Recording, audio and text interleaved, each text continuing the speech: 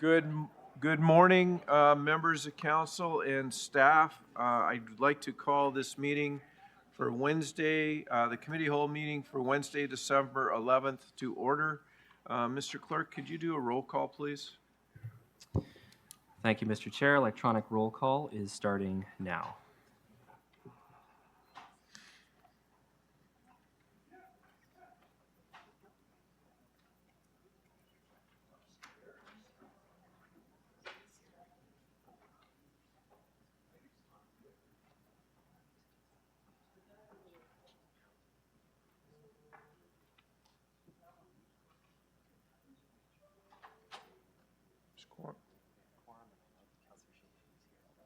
Okay. No problem. The clerk had already picked that up, so it's noted. Members of council, we have quorum. Declarations of pecuniary interest. I see none. There are no statutory public meetings. We have three presentations today. The first presentation is Mayor Collier, Chair of the Police Services Board, and Chief Morera on their quarterly update to council. Mayor Collier?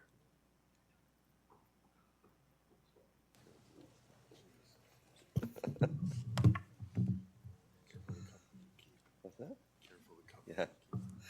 Good morning, everyone. Thank you for the opportunity to present to you today. Pleased to provide our last quarterly update for the 2024 here with Chief Morera and several members of senior management, senior staff. Board would like to acknowledge the recent retirement of Deputy Chief Dean Bertram following almost 35 years of service. Deputy Chief Bertram will be fondly remembered as a diligent and dedicated leader of the DRPS, and his presence will be missed at the command table. For the time being, Superintendent Glenn Cornier will serve as acting deputy chief, and we wish him well in this new role. Community engagement over the course of the year. Over the course of the year, the board has stepped up its visibility in the community, beginning with visits to all local councils, with the last one scheduled with Whitby next Monday. These delegations have been well received, and we plan to continue them next year. The board has also been meeting with community groups representing the diversity of the region, and we also intend to enhance these efforts in 2025. The purpose of the board's engagement is to ensure that we hear directly from stakeholders about our community, safety, and policing with the aim of building trust in the DRPS. I also want to take this opportunity to identify recent statistics that were presented to the board for 2024. There's been a slight increase in calls for service compared to last year, though time spent on scene has risen sharply. For emergency calls, the time on scene has increased by 15 minutes compared to 2023, and to the end of September, violent crime reports were 16% higher than 2023, with the highest numbers since 2006.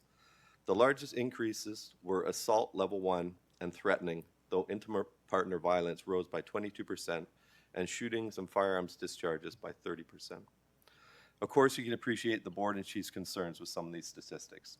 So I'll now turn it over to Chief Morera for a lot of additional detail. Chief? Thank you, Chair. Good morning, Chair Henry and regional councillors. I appreciate the opportunity to once again address you. You've seen this slide a few times, but I think it's important to underpin what we're going to talk about today under the three priorities that we have. They are, of course, building trust, community partnerships, and modernization. One of my first goals when I became chief was to do a full organizational review and ensure that the DRPS has the structure, processes, and the design to meet the challenges. It will strengthen our service to ensure we are delivering on our responsibilities of delivering adequate and effective policing and strategically using the resources provided to us. This is not just our expectation, but that of the province, through the CSPA, through all of you as our elected regional officials, and most importantly, meeting the community's expectations. I put together a small group of talented people who were doing other important work in the service, and I just want to take a moment here to point this out. This is an important point that I want to stress in a common theme. As we pivot and focus on new projects and emerging issues, we're pulling from other areas of our organization to do this work.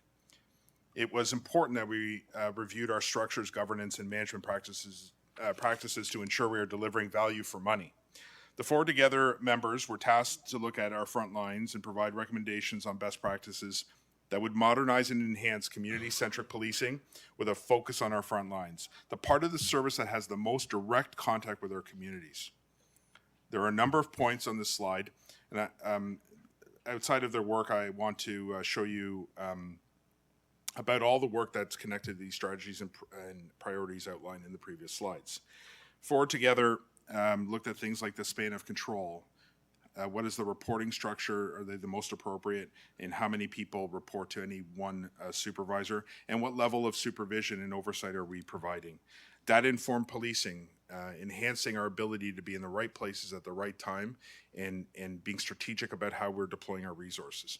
Our CIB service delivery model to better provide 24-hour coverage of investigative support, not just to support our frontline members, but to improve the quality of investigations for our communities. The front-end loading of investigations is proven to produce better results. This team also worked on our cell phone deployment, which speaks to the modernization and efficiency in our frontline policing. We now have over 20 apps that were created and available to officers to use on their cellular devices that allow our members to reduce downtime and reduce process time. The new language app, for instance, language and motion interpretation services application for all of our frontline members allows officers access to 200 languages with live interpreters 24 hours, 7 days a week through various means, such as over the phone, scheduled calls, and also includes video and American Sign Language as other options. Again, meeting the diverse needs of our community and as more diversity moves into our communities. I want to talk about a couple of other partnership strategies that meet our partnership modernization and trust goals. We have a strong partnership with Victim Services at Durham Region. In fact, many of their staff is embedded in our operations, specifically in our human trafficking and intimate partner violence.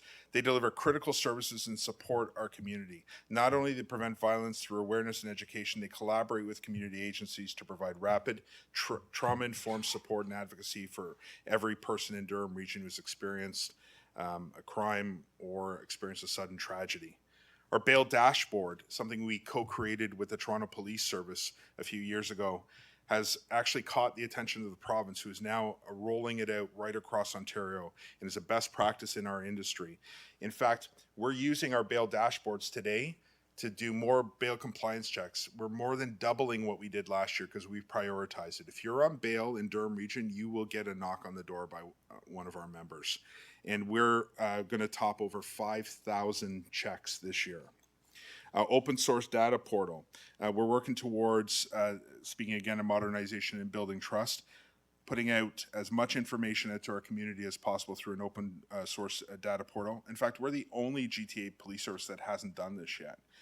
All of this is to increase transparency, enhance community safety, and provide factual information and trends in our region, our municipalities, and in neighborhoods. A properly informed community will never hurt us and will solicit the very best ideas to come forward. We've invested in things like the automated license plate readers and camera systems that automatically captures images of all license plates and cameras within the scanning range. These are scanning license plates and alerts officers to hits such as stolen vehicles, expired plates, people who are suspended driving. In fact, yesterday, I went out on the ride spot check, and within 5 minutes of leaving the station, one of these APLs identified somebody who was suspended for impaired driving. They were disqualified from driving. And when that vehicle was stopped, that person was impaired. We would have not otherwise captured that person, but it's because of this technology and leveraging it that we're in the right places at the right time, engaged in the right kinds of activities that enhances community safety.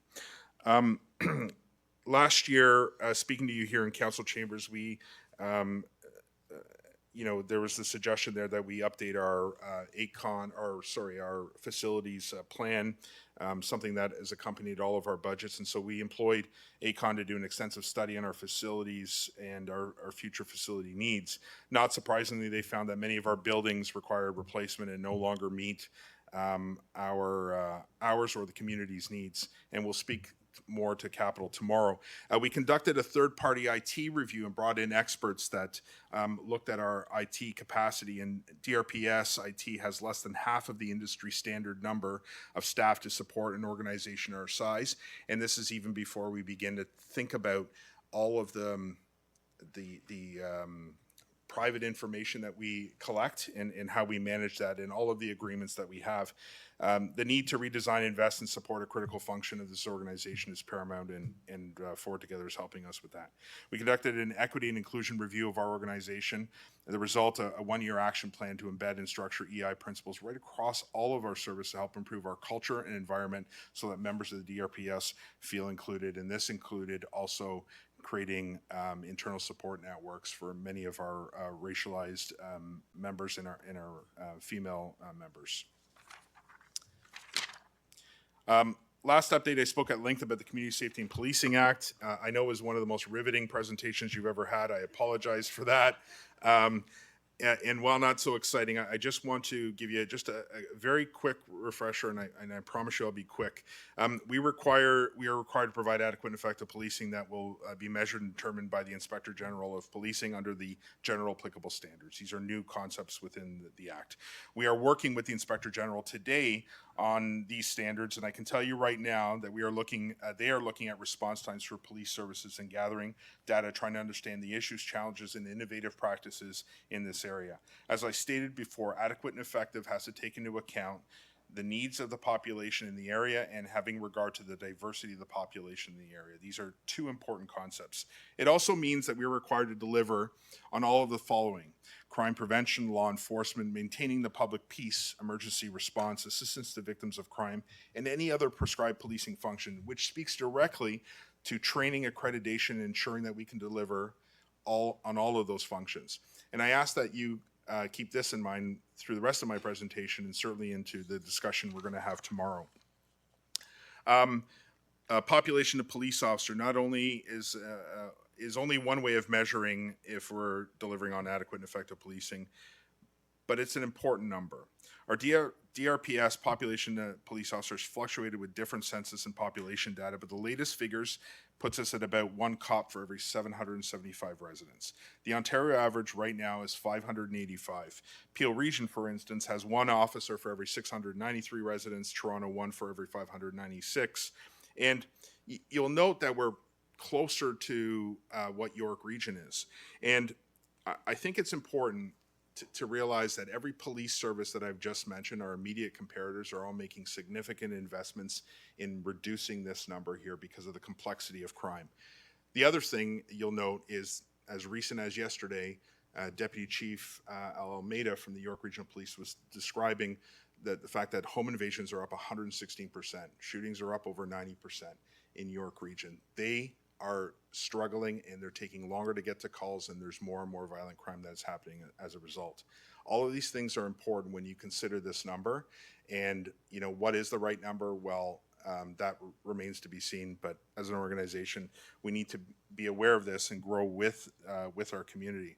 And if I go back to my previous statement about having to pull people off other work to address new and urgent emerging issues, there's an impact. And so we don't have the same flexibility, same elasticity within our organization to respond to these emerging threats. You know, another important component of this is that as other organizations around us are growing, they're attracting our top talent, often the most diverse people that are moving into our neighborhoods, into our communities here. And I want to be an employer of choice. I want Durham Region residents to think of Durham Regional Police as a viable public safety entity when they're thinking about joining an organization, not York, not Peel, not Toronto. Earlier, I spoke about the changing demographics and specific population growth. Community safety goes well beyond responding to crime and emergencies. It speaks to the investment in relationships and building trust. Going back to one of my key priorities, I will give you just a few examples of the community initiatives to show you how we are meeting urgent and emerging needs of our community. And I want to say, I'm so proud of the work of our members who often go well above and beyond, given their own time and often money to connect with the community and make a difference. Project Hope, in partnership with the Welcome Center, Immigration Services, Community Development Council of Durham, the CFOC, and the Ministry of Labor, we're building and fostering new relationships with newcomers in the region. More than 500 people have attended presentations this year, mainly from Eastern Africa, the Middle East, and Eastern Europe, getting important information on traffic and roadway safety, employment exploitation, and labor support, intimate partner violence, and human trafficking. More importantly, we're redefining for many of them their relationship with law enforcement, something that may not have been great in the areas of the world that they come from. All of this, again, supports our goal to build trust with our communities. Other proactive programs that support our youth, Pro Action Cops for Kids started in Toronto in 1991, and Durham signed on as the second chapter in 2007. Pro Action raises funds so officers can create and deliver programs to support at-risk youth. In fact, Pro Action has one of their members embedded in our program delivery, assisting our officers in creating and delivering these programs. A great partnership. Youth in Policing, the YIP program. And I hope you are as equally proud of this program as I am, because Durham is regarded as the gold standard for youth in policing programs anywhere in this province, and has made a significant impact in the lives of thousands of our young and diverse citizens. We have employed more than 3,000 young people who have graduated our program. Some of our former YIP students have become police officers with the Durham Regional Police Service, and two very recently who were leaders in the program graduated as constables, a massive success for our organization. Speaking of youth, we have 10 school liaison officers covering more than 250 schools in Durham region. A 2-year study out of Carleton University looking at Peel police officers in schools showed it reduced crime, bullying, and provided extensive social and economic benefits 11 times greater than the cost of the program. Seniors, we conduct an older adults police academy to engage with our older adults and help them better understand our service. Additionally, we work with, and most of you know, Detective Franson, who does an incredible job in our financial crimes and in educating and supporting our older adults who are often targets of fraud, which we've seen a massive increase in. We have had programs that support and provide safe spaces and resources for marginalized women, many of whom are victims of human trafficking. And we run programs designed and delivered by members of the human trafficking unit. These are just a few examples of how we're connecting with our community and making investments that improve lives, strengthen our connections, and prevent future victimization or involvement in a negative way with police. Emergency response times have increased steadily since 2015, with the exception of COVID. 2024 median emergency response time is 9 minutes and 12 seconds, which is 30 seconds longer than last year and a full 2 minutes longer than 2015. Many factors for this include the availability, but also the time on scene for officers who are dealing with increasingly complex crimes and a growing population base. So fewer officers means that we're seeing an increase in how long it's taking us to get to calls. And changes in legislation and community requirements means that we continue to have to do more at each call that we're at, and I think our chair spoke a little bit about the increased time spent on calls. A total number of citizen-generated calls for service has increased by 23% since 2014. Call volume increases up to 5.6 times the population growth, with the exception again of our COVID period. We saw drastic increases in emergency and urgent calls from 2022 to 2023. Emergency calls were up 11% and urgent calls were up 14%. This year we are trending to exceed last year's emergency and urgent calls. Not by much, but an increase nonetheless. This slide is concerning to me and the members of our organization. The increase in violent crime is concerning. These violent crimes and many other crimes like fraud can have life-altering impacts on people. I will speak to some of this specifically, but we are seeing a growth in the most serious crimes compared to 2023. While all crimes are serious and all victims deserve attention, these violent crime increases are concerning as they have the real potential to cause bodily harm and even death.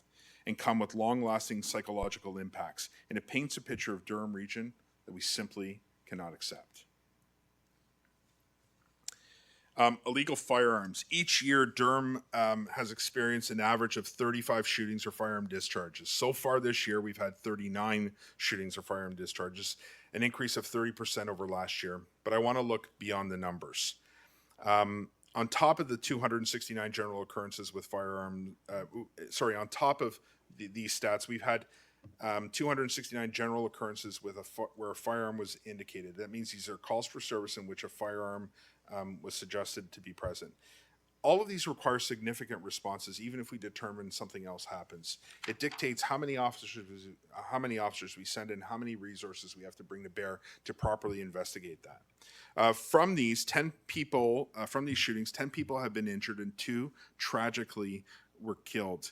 And this is extremely concerning. And more concerning is our frontline officers had been recovering an unprecedented number of firearms and taking them off the street. But because proactive patrol work has diminished significantly, because we're spending more time on calls and it's taking us longer to get to calls, officers are tied up more and are not conducting as many proactive patrols. And we're seeing this reflected in the number of guns we've seized and the number of impaired drivers we're taking off our roads proactively. We currently have approximately 150 subjects on bail for firearms offenses in Durham Region. And I know the chair has spoken extensively about this. And when you look at what is concerning to us, and you're going to see a news release coming out from our organization and our partner organizations about a trend in shootings. We're not quite ready to release that information yet, but this is organized crime. Organized crime is having more of a foothold in the GTA and increasingly in our communities. What concerns me is the number of shots at each incident. Where it used to be just a shot was fired, today we're seeing double-digit casings at calls. There's a lot of shots being fired at these events. And it's the high capacity magazines that we're seizing at an unprecedented rate. The number of SEER devices that move a semi-automatic handgun into a fully automatic handgun, we're seizing them regularly now. In addition to that, it's the caliber of these guns is getting bigger and bigger and bigger. And the thing that should be the biggest concern to all of us, these people engaged in this activity are indiscriminately shooting. They don't care who's behind, the intended target. They're not even double checking the address. And oftentimes what we're getting is innocent people being impacted by it. We just had a shooting in Goodwood, 2 shootings in Goodwood. One of them was the wrong house that had kids in it at night. And when you're thinking about the number of shots being fired in that work, this requires a coordinated effort to identify these people, stop them, and get them before the courts and seizing these firearms. And so to that end, we ran Project Burton. The first time we've run a project that involved solely Durham Region gang members. It was targeted in the North Oshawa area of Simcoe and Winchester, an otherwise very safe area.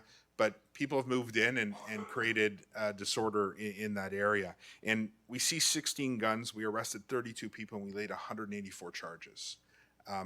This should be very concerning to all of us because this speaks to the very the work that we need to be doing. And when I compound that with the fact that officers aren't proactively stopping as many cars as we did before, you can see my concern that we're not seizing more guns. Next slide. Organized crime, auto theft. Organized crime auto thefts are an increasing issue right across the province, but most specifically here in the GTA. We saw a massive increase in it, and so with provincial grant money, we tackled this locally by creating Project Attire.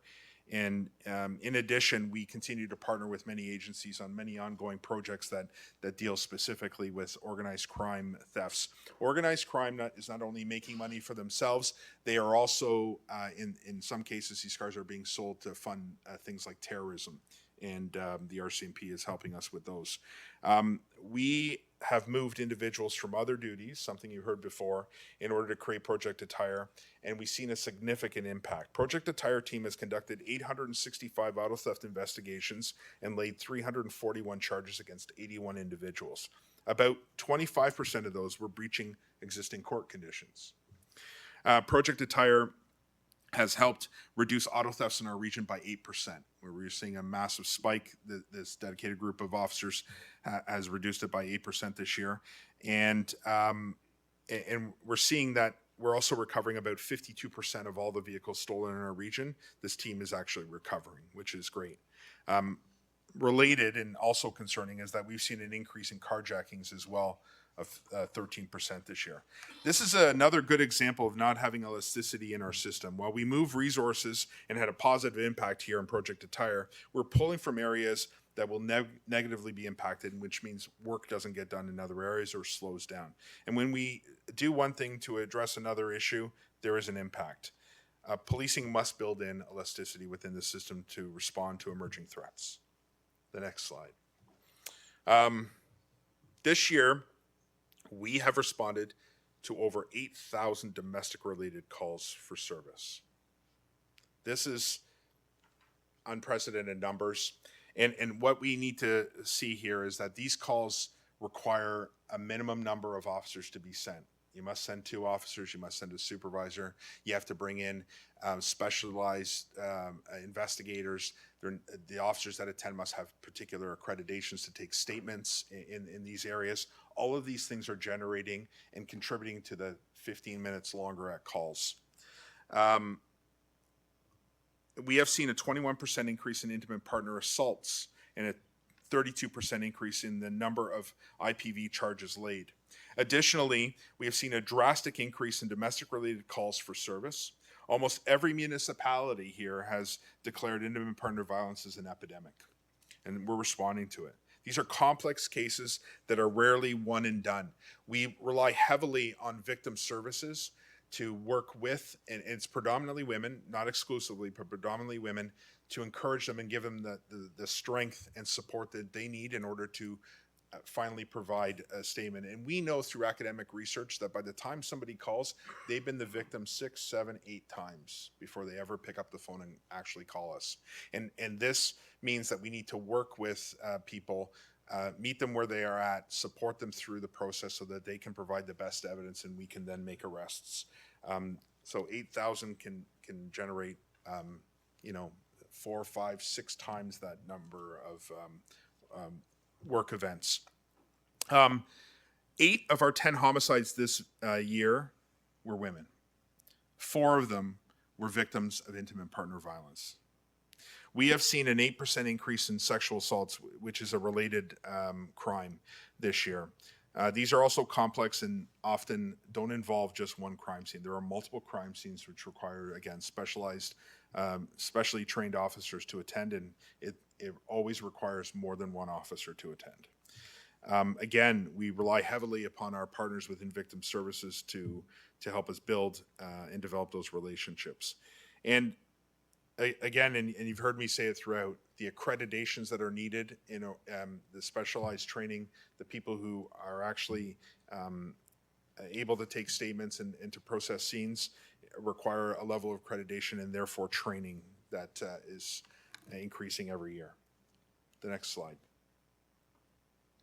Mental health and addiction. So as a police service, we are measured on everything. Response times, clearance rates, offender management checks. And the only way we can make real change is by working together, ensuring we are focusing on outcomes and measuring those outcomes, not at the inputs. We need to measure the efficacy of all the programs we're delivered, that we deliver as a region. And I say this because the top 2 people who we deal with in the mental health field we've apprehended them 94 times this year, and all of them are involved with multiple programs, all of them. And I question what the value of some of these programs are and what results are we actually producing, because we can see this throughout the people that we're repeatedly dealing with. And we need to get upstream and we need to deliver programs and invest in the programs that actually have some outcomes. And as I stated before, we continue to see the same individuals over and over again. Next slide. This is my last slide, Chair, I promise you. So we have had 16 motor vehicle fatalities in 2024. This year, we have laid more than 41,000 Highway Traffic Act tickets, which is about the same as last year, but a decrease overall from previous years. What's not on here are the impaired numbers. So we've seen a 30% increase in the number of impaired charges from our Festive Ride program over last year. We've seen an increase in accidents linked to impaired driving from 125 all of last year to more than 160 year to date. The DRPS has charged more than 713 people with impaired driving offenses this year. This is 7% below the number of persons charged at this time last year. Again, speaking to the lack of proactive stops that we're engaging with. And all of it is concerning to us. We need to get back to conducting more proactive police actions, because we know not only does it pull impaired drivers off the road, but it's also where we're seizing our guns, and we're seeing a decrease in that this year. Chair, that is my presentation, and I welcome any questions you or regional councils may have. Thank you. Questions to the chief? Online, Mr. Clerk. Councillor Neal?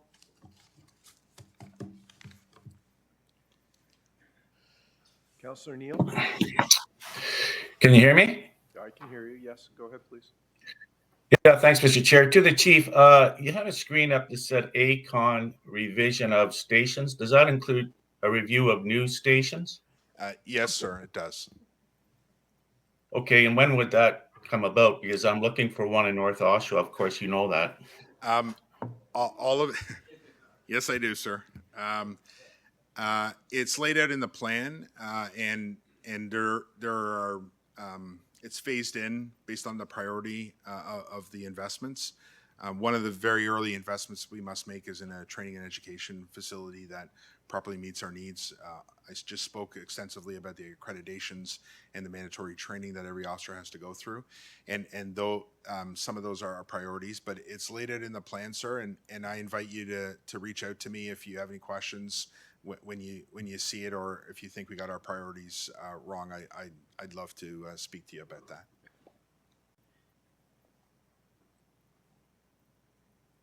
Councillor Neal? No, that's fine. I understand your priorities and everything.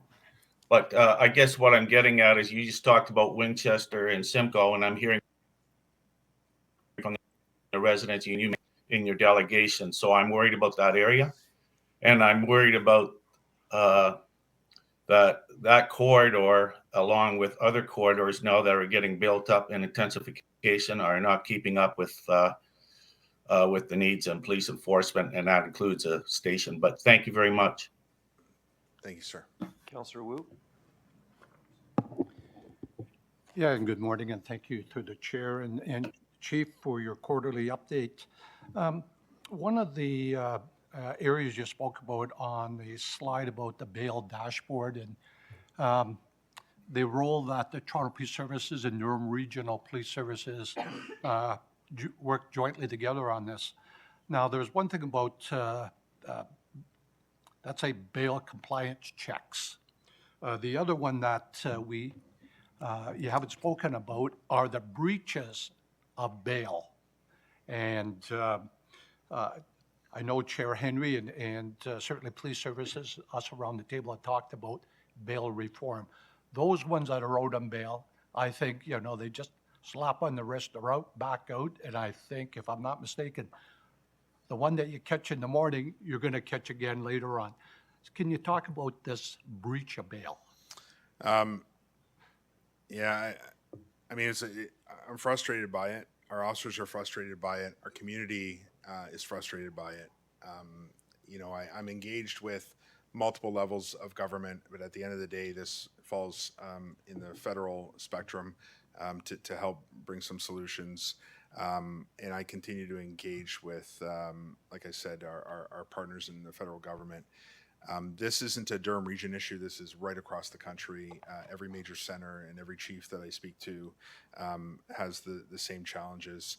About 23% of the people that we arrest for firearms, for instance, are out on another firearms bail or a bail of some sort. We're seeing people increasingly released for very, very serious crimes that used to just be reverse onus. Bill C-75 and subsequent reforms to the reform of C-75 have created, massive gaps, I think, in ensuring public safety in this area. And you're quite right, Mr. Wu.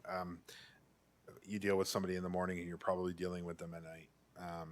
That is happening with a greater degree of frequency, more than is acceptable, I think. Right. One of the slides also, as of April 1st, we brought in Community Safety and Policing Act, which replaces the police PSA. Yeah. And one of the key elements of that is adequate and effective policing. Can you explain that? Yeah, so adequate and effective policing always appeared within the Police Services Act and it reappears here in the same format under the Community Safety Policing Act. What has really changed is the general applicable standard and the fact that we now have an Inspector General's office that is actively engaged. And we've already been the subject of an Inspector General inspection on our public order unit, for instance, in our governance around how we deploy our public order unit. But these things are going to happen with greater degree of frequency across the province by the Inspector General. We are part of the data collection team that they're using to set out what the general applicable standard actually means, and we continue to be informed by those discussions so that we can best position our organization to meet that threshold and to, and my commitment is to continue to inform the board on what those discussions are and how we can best meet that threshold. The general applicable standard is, again, an unprofessional term, but a game changer in our industry because it truly sets out what the measurements are, and we're compared to all of our comparator services. So every time I put up Toronto, Peel, and York, those are our immediate comparators, and we continue to see it. And I have some information for tomorrow's presentation that kind of compares us to some other jurisdictions as well. Right. And I had the pleasure of going out on the festive ride yesterday, and the officers that are there, are they all from the traffic unit? No, not all. The majority of them are, but we have some young officers we brought along in order to enhance their experiences in managing impaired driving investigations. This is important work. This is a whole of service approach. And whether it's a formalized ride spot check like you participated in yesterday, and thank you very much for attending. It meant a lot to our officers. But our officers increasingly don't have the time to stop those cars on their way to calls, and we're seeing this manifest itself in the number of collisions today that we a marked increase in the number of collisions that involve impaired drivers. We used to catch them before they got into the collision, and we're stopping fewer cars, which means that we're engaging with fewer proactive arrests. So in order to staff the festive ride team, you're having to second or pull officers Yes. from other areas. So it's you have the festive ride team, but you're short somewhere else. Yes, and it impacts that, and officers have to change their shifts as well. And obviously there's some premium pay that is generated as a result having to work nights, for instance. And you made one comment into the chair, 713 impaired, which is down. So that means, let's say in the festival, if you were the bolster, and I think there's only one team, if you had the manpower, you may have two teams. You're hoping that you don't catch impaired drivers, that people have learned, but that doesn't seem to be the case. That's correct, sir. And so those two stats are, to me, very telling. Ride, 30% increase in the number of impaired drivers that we've stopped. Collisions involving impaired drivers are up, but yet we're 7% down. And that gap, that cavern that's created was once filled by those proactive stops, but we're spending more time at calls and we're answering more calls. Okay. And to check my last question, and you made a comment about the youth and policing, and over the years, in fact, I think we have quite a diverse group of young people that are in there, some that have chosen to come back as police officers, joined our service, our ranks. I want to give a big thank you to the CAO, Stan McClellan. That was his baby. And if you see these graduations, how proud he is of the graduates, and especially the ones that have chosen police services as a career. So we are the model you're mentioning. Now I'm going to ask a question. How many are we able to put through there? I think there is a winter and summer program. That's right. And Stan keeps trying to squeeze just one more in. I think we ran 100 last program, and are we at 100 this? 120 with the leaders. There we go, 120 with the leaders who are also employed by us. These are not just building skills, but people, are, as they're engaged in community building events, they're getting paid as well, which is great. Great. Thank you very much, and thank you to you and the service, all Thank the sworn and civilian. Thank you. Happy holidays, Merry Christmas. Thank you. Thank you, Councillor Pickles.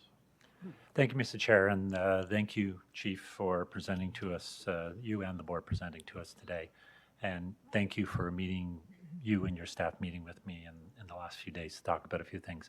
I wanted to pick up on what Councillor Wu was talking about. You made a reference to a percentage of persons involved in, I think it was car thefts and violent crimes, who, when you catch them, are already out on bail. Was it 20%? I was referring to the firearms. Like I can get a full number of every offense out there. Some are very minor. I was just focusing on people who are on a release for a very serious offense committing another very serious offense, not another minor offense. But Well, I think Yeah. I'd be more interested in guns, violent Yes. crimes, assaults. it's around the car 20, thefts. 23%. Okay, Yeah. so, one of every 5, 1 every 4 is out on bail and commits another crime, or perhaps Yes. more than one, Yes. 2, 3 crimes. Okay, thank you. Yeah. The Community Safety and Police Services Act, when did that come into place? April 1st of this year. April 1st of this year. And you had made reference to that act requires a lot of new personal protection equipment for officers and for equipment to have in every patrol car. Could you give me an idea? Is that new required equipment, or is actually some of it going to be equipment that replaces equipment that we perhaps already have? I'm going to speak to some of this tomorrow. Okay. Chair, I'm not sure if it's appropriate for me to answer here. I didn't refer to it in this presentation. Budget-related questions, go to the budget. Okay. Appreciate the direction. Just to give you a heads up, then what I was asking is, what's the cost for all this new equipment as a result of So the new legislation? So that's a tomorrow question. that's a tomorrow question. Good Okay, question thank you. for tomorrow. Just to go back to the reference you made about, for lack of a better word, moving people around. So you have at various times people focused on, staff and officers focused on auto theft, and then there's a focus on intimate partner violence. There's a focus on human trafficking. So you only have so many resources. So every time you have a new focus or a task force, you're not necessarily getting new people. So are you moving, those people have the skills to go from one area to another area, and then obviously there's nobody to replace them when they move around. So it's moving people around doing the similar tasks. It is, and one of the things that I'm required here in the Act is to ensure that everybody has the proper training and accreditations to do some of this work. So it's not just simply moving an officer to do a particular task. If they don't have the accreditation, the sexual assault course, for instance, that's 3 weeks plus of work. I have to remove that person for 3 weeks from their duties in order to provide that training. And because, we have challenges with our facilities and a training and education center, oftentimes they're not even doing it here in Durham. They're going to another jurisdiction in order to get that course, and I can get one seat because they're trying to fill their needs as well. So you can understand how, as things continue to increase and we're just seeing more and more of these crimes, and the legislation continues to increase that governs policing, how we have to make strategic investments in areas that allow me to be in a position to actually meet the needs of the community. And today, our stats speak to some of the areas that are increasing and the areas of concern that I know is not lost on this regional council. All of you have spoken to me about the issues that I've raised here today, and I know that you share in that concern. Thank you, and Mr. Chair, this might be a tomorrow question, so defer me if you wish. What's the number of anticipated new staff or officers that you would add? That's a tomorrow question. Is it a tomorrow question? I thought it might be a tomorrow question. Thank you, Chief. I just want to thank you. Every time I go to a community event, or almost every time I go to a community event, you have officers there speaking to people, milling through the crowd. It makes them feel safe. It gives them an opportunity to be introduced to police services. It's a great community benefit to do that. Thank you. Thank you for the feedback. Councillor Shahid? Thank you. Through you, Chair Henry.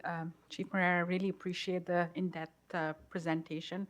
Although it does draw a bleak picture, but I know that there is hope, and I thank you for your team for the hard work on the ground, boots on the ground, pretty much. So I have two questions. One is the fact that whatever advocacy is being done, whether it's on federal level or provincial level, whether it's bail reform or anything regarding auto theft, crimes, home invasion, what is the response that you're getting? What is the actual activity on these matters? Because, I mean, if auto theft is gone 40% or some whatever stats, I can't quote on it because I didn't put a number on it, but whatever is going up, it's going up, right? And it's only a small number from 2023 to 2024 that auto theft in Durham region has reduced, and you're doing a remarkable work to recover things. But what is the activity from the higher level government that we should be expecting? Well, I'd like to be in a position where I pick up the phone and describe my problem and a solution comes by the time I hang it up, but that's not the reality. We continue to engage at multiple levels, and I can assure this council that the Police Services Board, not to speak on behalf of the Services Board, has been advocates in these areas, writing repeated letters on a number of different public safety issues. And, we get polite responses back, and people are willing to meet. I'm frustrated because I don't believe we're moving fast enough, but I'm also not in the decision-making arena there, and I don't understand all the pressures necessarily that they have, but I can just tell you that the impact in our communities are significant, and we continue to politely have these conversations and raise these issues, offer solutions in these areas.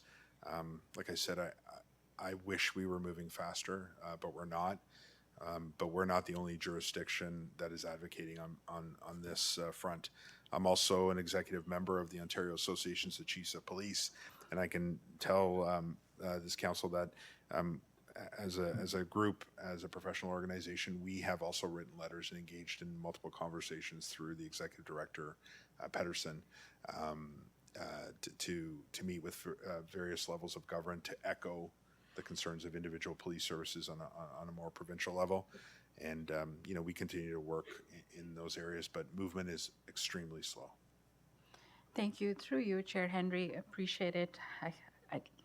But my next and last question on the fact is, I believe that there was an Attorney General's new changes to policing legislator.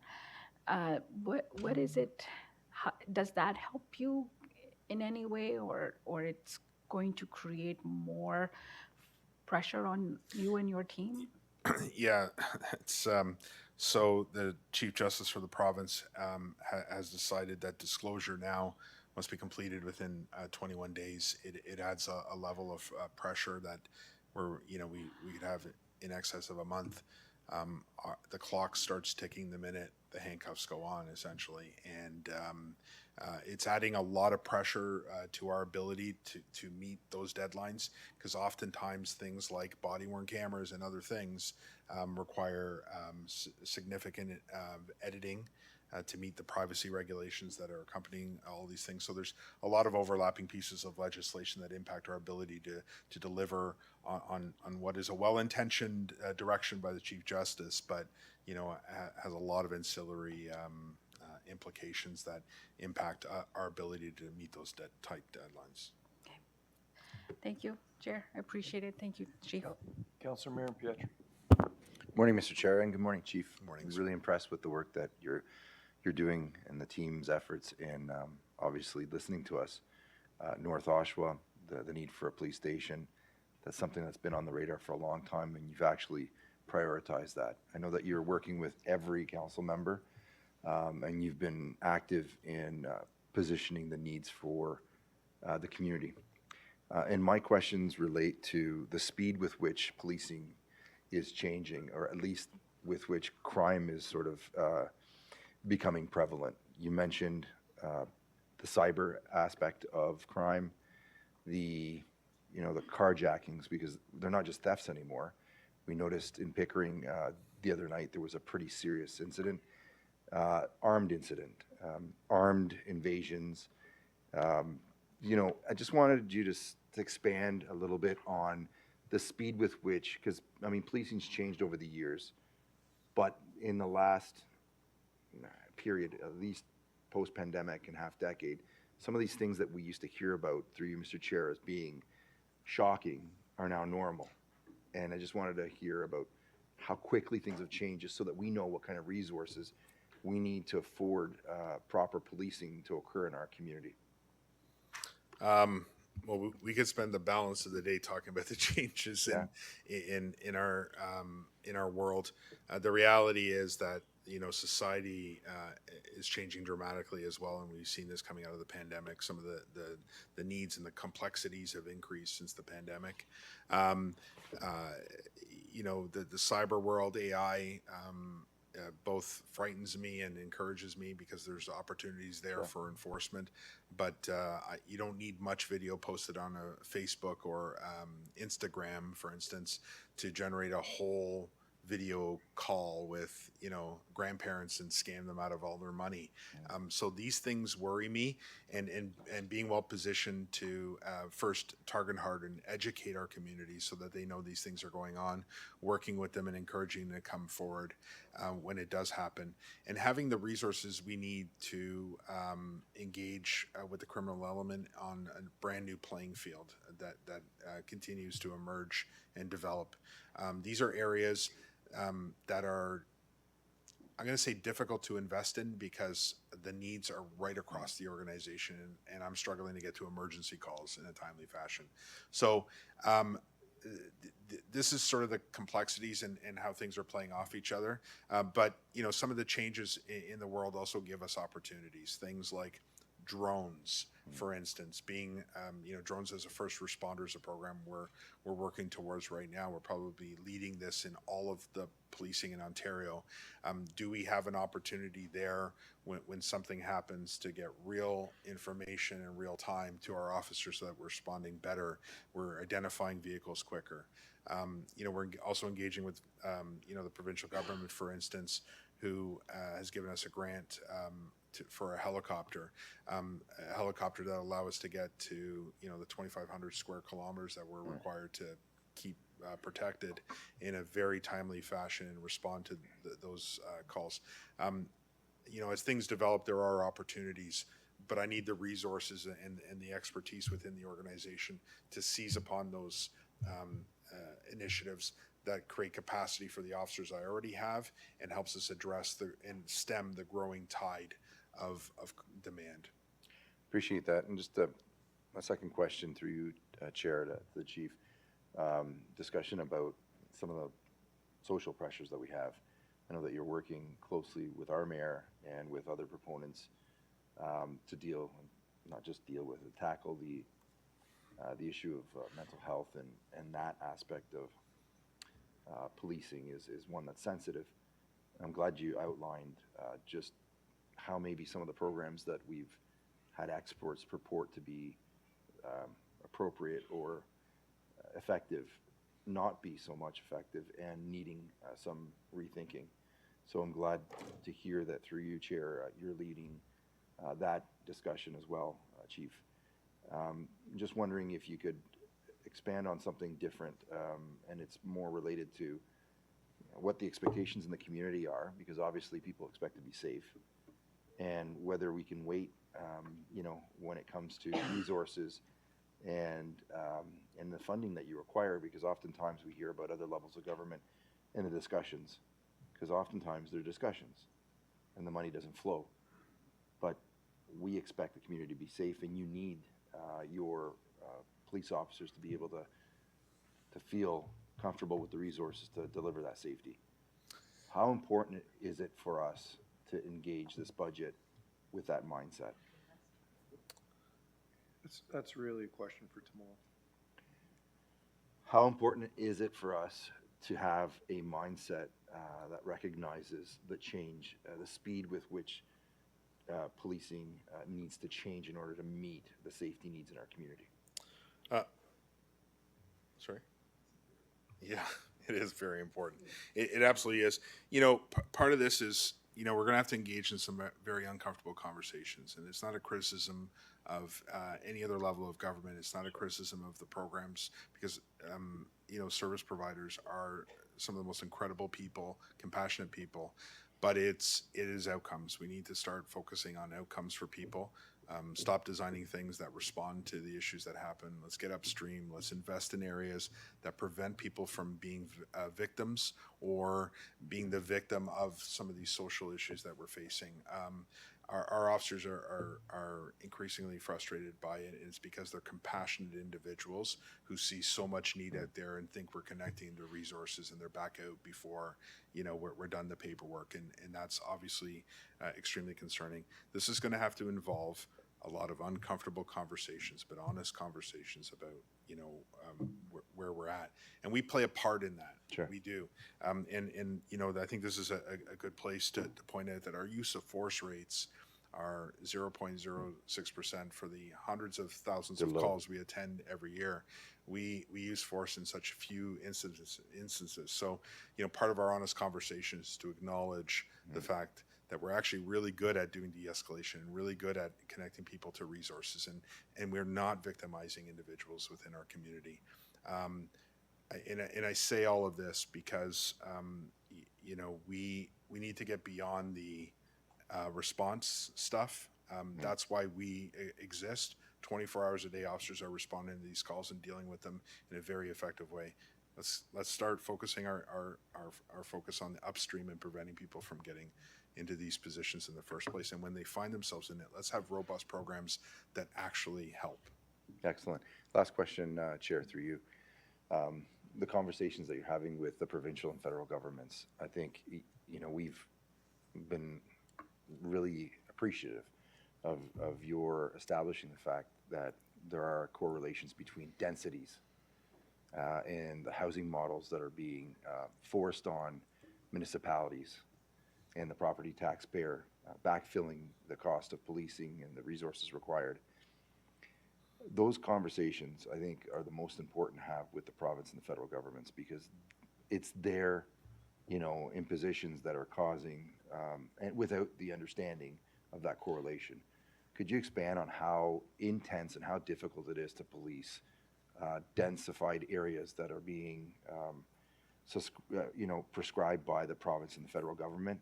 Do they understand the difference between policing a low-density area versus a high-density area, and what the resources that we need to be able to provide you in order to not always have to go back to the property taxpayer for those resources and funding envelopes? As always, you ask me the difficult questions. I can only answer part of that. I can't speak to Sure. the understanding of the different levels of government and the decisions they make. I hope that they understand, because we're engaged in those conversations. The advocacy piece, I think, is something for regional council that actually has to sign the checks, and our police services board to help drive that advocacy around policy and budgets and those sort of things. I use the resources I'm allotted to focus on these issues. But let me just take it back to the legislation that just passed, the CSPA. So it creates, a general applicable standard. One of those things is that it measures us against the best practices in the field. And this includes judicial findings. So, Justice Epstein did the review on the Bruce MacArthur matter and came up with 151 recommendations. Those recommendations set out what today is the best practices in dealing with missing people. You look at some of the things that exist, and for instance, a 300-meter search for a missing person, say a missing child, means that, our best practice in our industry is that you must do a 300-meter search from the last spot somebody was seen. Well, when you have density, that means 300 meters up, 300 meters down, and 300 meters in any other building that it captures up and down. So you can understand the complexity that offers. We're no longer are we talking about 50-foot lots and single-family homes. You're talking about density, and density brings other kind of problems and generates other kinds of calls for service. This is even before we begin to talk about geared income housing and some of the other areas that generate yet another type of demand. All of this we have to take into account when we're trying to properly staff, not just staff, but properly staff all emergency services. And I include my peers, I'm not speaking for them, but paramedic services and the various fire services across. We must take that into account because it generates different problems for them. Fighting a fire in a row of townhouses is different than a 50-foot home that's separated by some distance. And so these are the very real things that we will be judged upon as the Durham Regional Police Service and as a region on how well we're meeting the industry standards, the best practices within our industry, the judicial findings, and all of the challenges that come. And I've given you an operational example. Right. I can give you multiple investigative examples that talk about case law and how it continues to evolve and change how we have to investigate and the challenges that we have. What used to be a phone call to get subscriber info for an IP address for a child exploitation investigation, for instance, child porn, for instance, today requires, because of the court's decision, a warrant to be written, a production order, which could take you all day or multiple days, depending on the size of that investigation. These are the challenges that are put in front of us and continue to evolve policing that we must respond to, because the board and I share this all of us actually share this responsibility to deliver adequate and effective. And we can't bury our heads in the sand of the changing landscape in which we're actually policing. So I've given you a couple of examples, and I've spoken. I think I've answered most of your questions. Yeah, very pertinent. And whether it be Project Burton, that's a rather sophisticated project that you helped us in North Oshawa with, or the traditional traffic stops. Really appreciate, through you, Mr. Chair, to the Chief, you leading the transformational change that we need to meet the speed with which crime and policing needs to change and offer that safety to our community. So thank you. Merry Christmas and Happy Holidays. Thank you. Mayor Barton. Hey, thank you very much, Mr. Chair. And thanks, Chief, for coming in today. Appreciate it. Just looking through the stats, I saw that there's 16 fatal MVCs in Durham Region. Uxbridge, I believe it's hard to tell with dates, account for about 4 of those. So 25% of fatal accidents, it's about 800% over what we should be, just from a statistics perspective. And most of those, the ones that I can remember anyway, are young people. Young people, Yes. dirt bikes. So the question is, any suggestions from you and your team on what we should be doing differently to try and get those numbers back to something that makes sense? Just the impact we see every day. We see the parents on the streets, we see the friends, and there's lots of ripple effects that we're still experiencing on a couple of those right now. And if I could just add to your question, the impact on our officers and other emergency services who are having to respond to these and see that trauma and experience it with the parents on an ongoing basis while that investigation takes place, that there's a cumulative impact to all emergency services, and I think it's important to acknowledge that as well. you know, young people are invincible, and just ask them. And often they take a lot of risks, and that we know better than to take. The reality is that you know, especially in the north, I added members to every single platoon there, and extra supervisors to address these very issues and to be more proactive in there, conducting, you know, radar and speed enforcement, which is often the leading contributor. You add that to distracted driving, and you get a recipe for disaster. The north has really large roads that are, you know, 80 kilometers plus, and you know, these fatalities, quite honestly, I'm surprised don't happen with even greater frequency given some of the behavior that we've seen out there. And our officers continue to you know, investigate these fatalities. Reducing speed is one of the leading contributors. Getting people off their phones and focused on the road and driving is the other. Those are the two leading contributors, and followed very closely by impaired drivers. And the solution is to engage in more proactive work that discourages that from happening. In fact, I'll say this, impaired driving is one of those inexcusable things. There's so many alternatives today that I kind of shake my head when we are making these arrests at this rate, given where we live. And I think you and I have spoken about this before, where I said, you know, there are no small accidents up in the north. They all seem to be major collisions, and roadway design plays a role in this as well. And there's other factors that come into place, but it's not just a policing solution. Again, thank you for that response. There are some communications going on between your school liaison Yeah. officer right now and our local high school, which I think might be a more proactive approach as well. So thanks for that. I agree. We have 10 school resource officers for the entire region. We have 250 schools. I would love to engage in more of that. Again, thanks for that. And then just on the Goodwood incident that you Yes. you mentioned, I did go through that house. I was talking to Inspector Connolly. I forget what your title is now. Superintendent. Superintendent. Sorry about that. I'm so bad with titles. I haven't but, demoted him yet. It's coming this afternoon. So. Sorry, Superintendent. Just did speak to him about that. Thanks for the seriousness which you guys are dealing with this. I did go through the house, and the devastation from those gunshots was crazy. I couldn't quite devastating. Can you just sit closer to me, Bob? Again, we all watch TV and movies and assume that bullets stop with nice soft couches, and to see how far they penetrate a structure was quite unbelievable. It's the high caliber, and it's the number of shots that I can't stress that enough. It's extremely concerning what's happening around firearms. Low frequency, very high impact, and has the potential to hurt a lot of people here.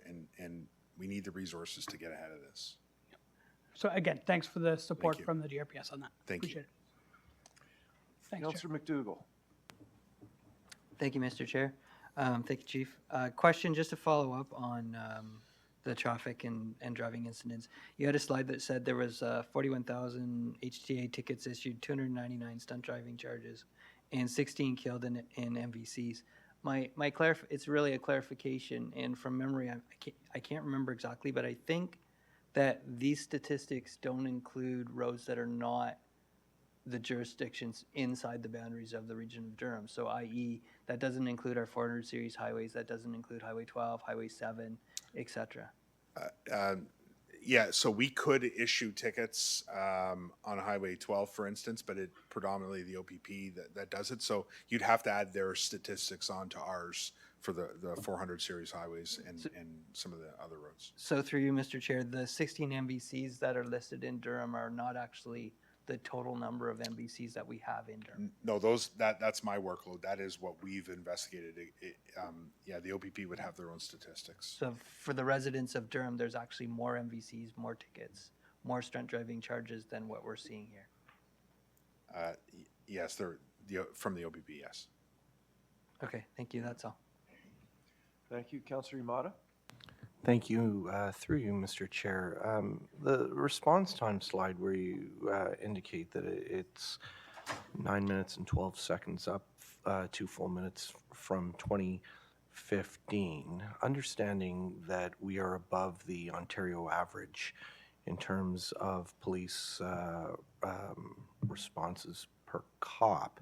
If we're able to get that closer to the provincial average, where do you see that 9-minute and 12-second number going? Well, it depends on where we deploy those. So the region's not growing right across the board. It's growing in different pockets. The reality is that where we have to dedicate resources throughout, this period, I'll call it a period of growth, a hopeful statement, of course. It's going to trigger at different times in different parts of the region. So that's a regional average. The reality is that it's better in some areas than in others in terms of response time. So it's where we want to bring it down.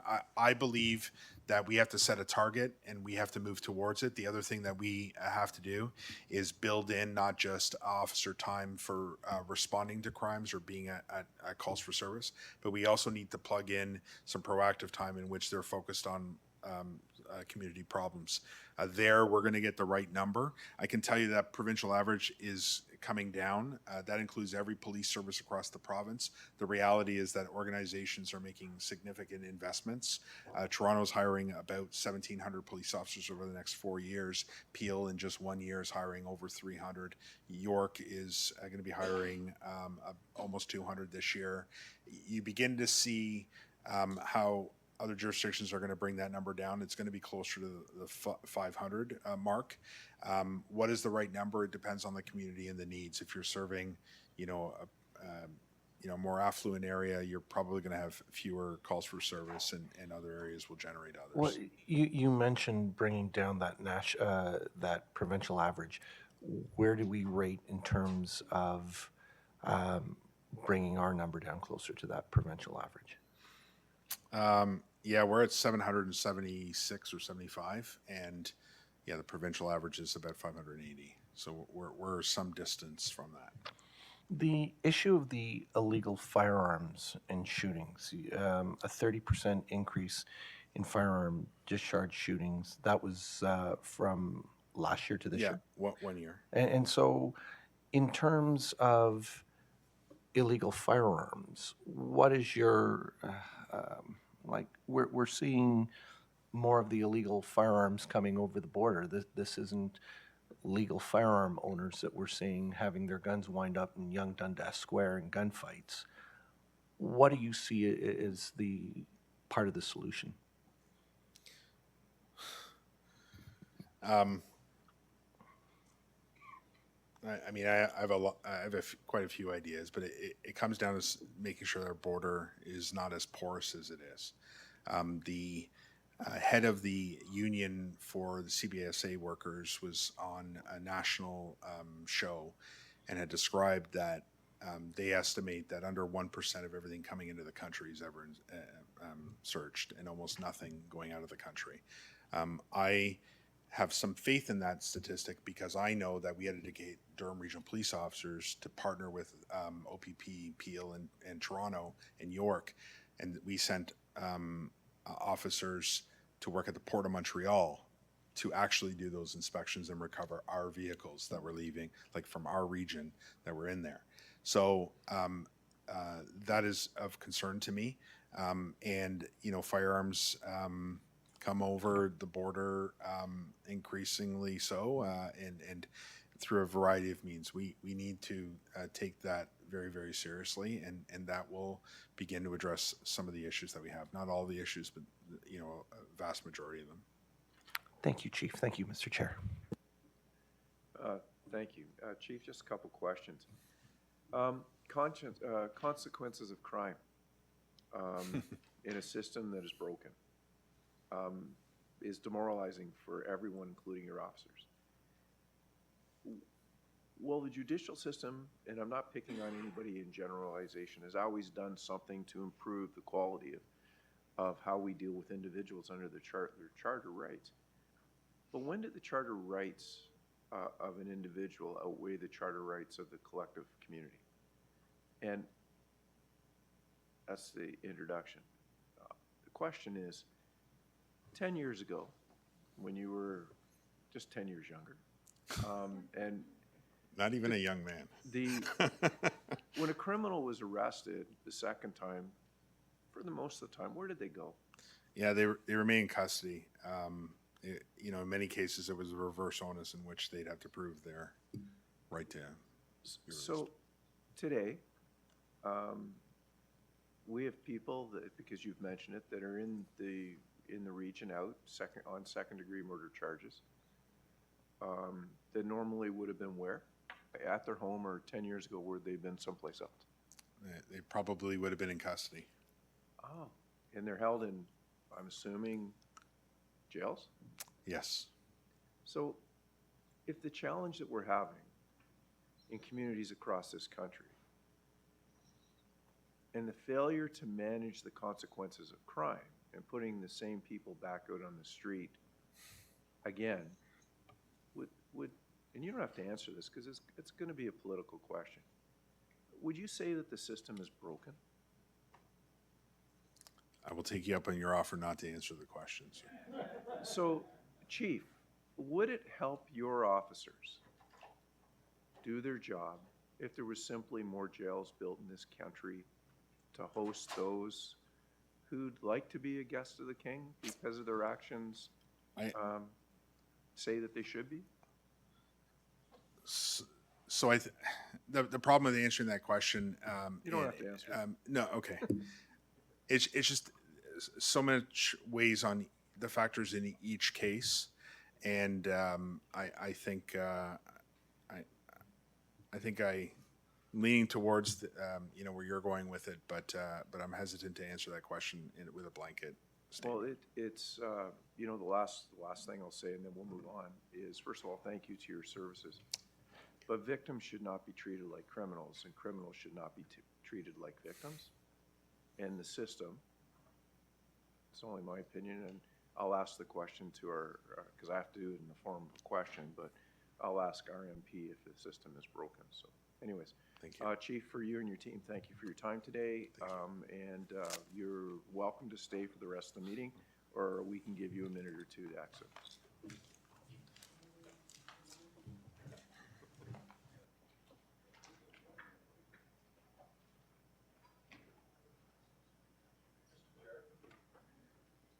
Mayor Carter, Do you mind if we take a 10-minute bio break, sir? are you proposing a 15-minute recess? I am, sir. If I could get a seconder on it? Well, I think Councillor Shahid will second that. okay. for you. So, members of council, show of hands on the recess for 15 minutes. In opposition? Seeing none, we're in recess for 15 minutes.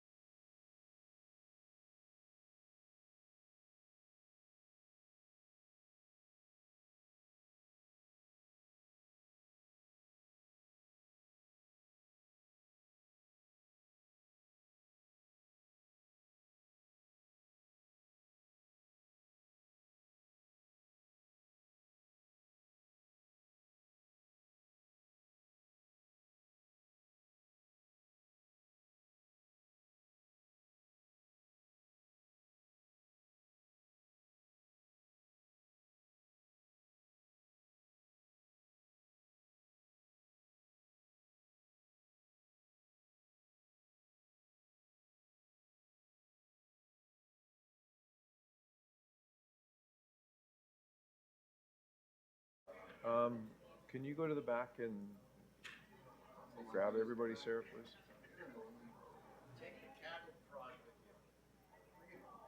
You may, that's not, but I get the point. Could I have staff take their seats, please?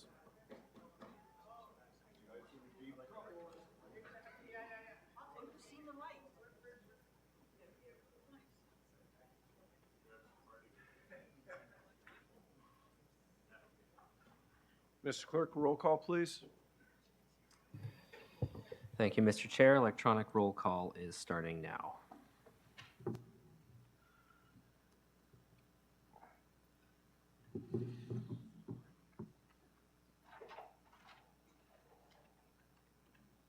Counselor Jubb's in the room. Okay. We have quorum. Next, we'll move on to 4.2. Allison Hector Alexander, Director of Diversity, Equity, and Inclusion, Office of the CAO, and Michelle Murcott, Equity Audit Implementation Specialist, here to deliver the equity audit progress to date. Good morning and welcome. Good morning. Good morning, Chair Henry and members of Regional Council. I have the pleasure of introducing this item. The region continues to advance its equity goals by working to remove barriers to access and full participation. We are committed to creating equitable policies and practices, leading to a more inclusive organizational culture and a more diverse workforce that is representative of the communities that we serve. So I want to take a minute to provide a bit of background and detail on our journey so far. So since its inception in 2021, the region's DEI division has been actively working across departments and very closely with our human resources colleagues and within local communities to address equity barriers. In 2022, we gathered feedback from the employee census that helped us understand the diversity of our workforce in relation to the community served as well as the employee's sense of inclusion. Last year, we shared the recommendations from the equity audit with you. This audit was a comprehensive review of written and unwritten, formal and informal policies, practices, and procedures. It identified and made recommendations for the removal of institutional, cultural, and attitudinal barriers to the hiring, advancement, and full inclusion of Indigenous peoples and members of equity-seeking groups. So I am here today with Michelle Murcott, Equity Audit Implementation Specialist, who will provide an update on our progress to date. Thank you.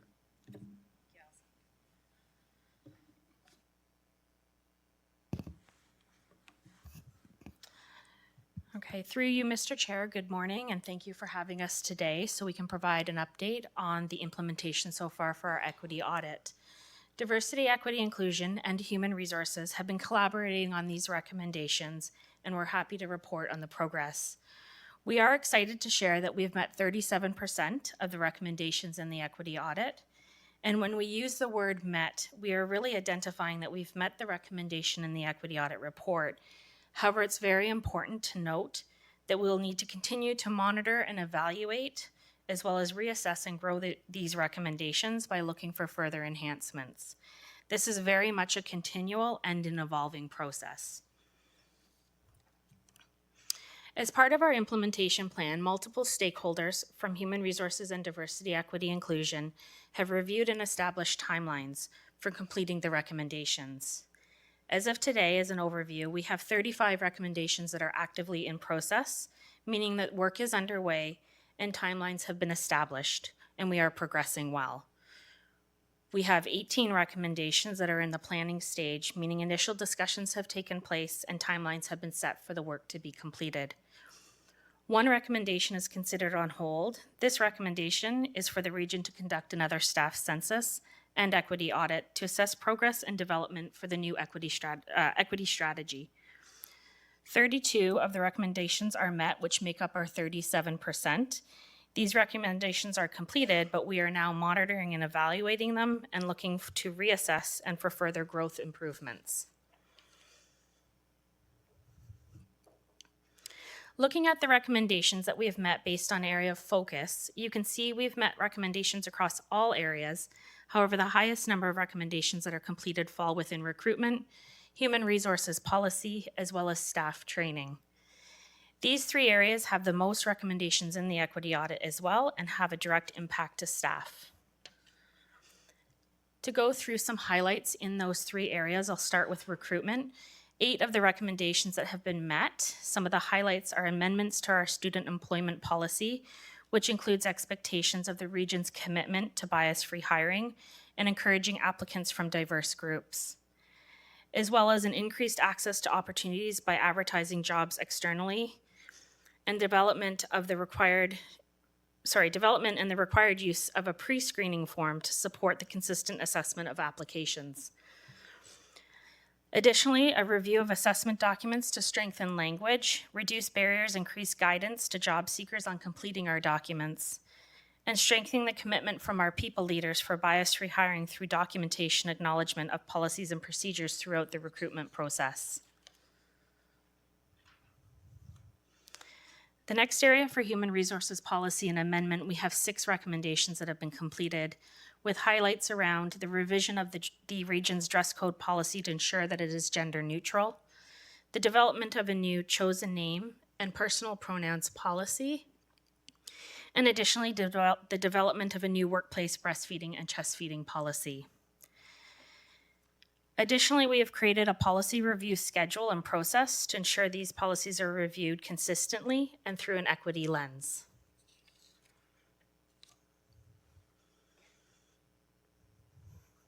For staff training, 5 of our recommendations that have been met are related to staff training, and some of the highlights are collaboration between human resources and the Diversity, Equity, Inclusion Division on reviewing the training offerings at the region to ensure we are delivering training that is consistent with the region's DEI goals.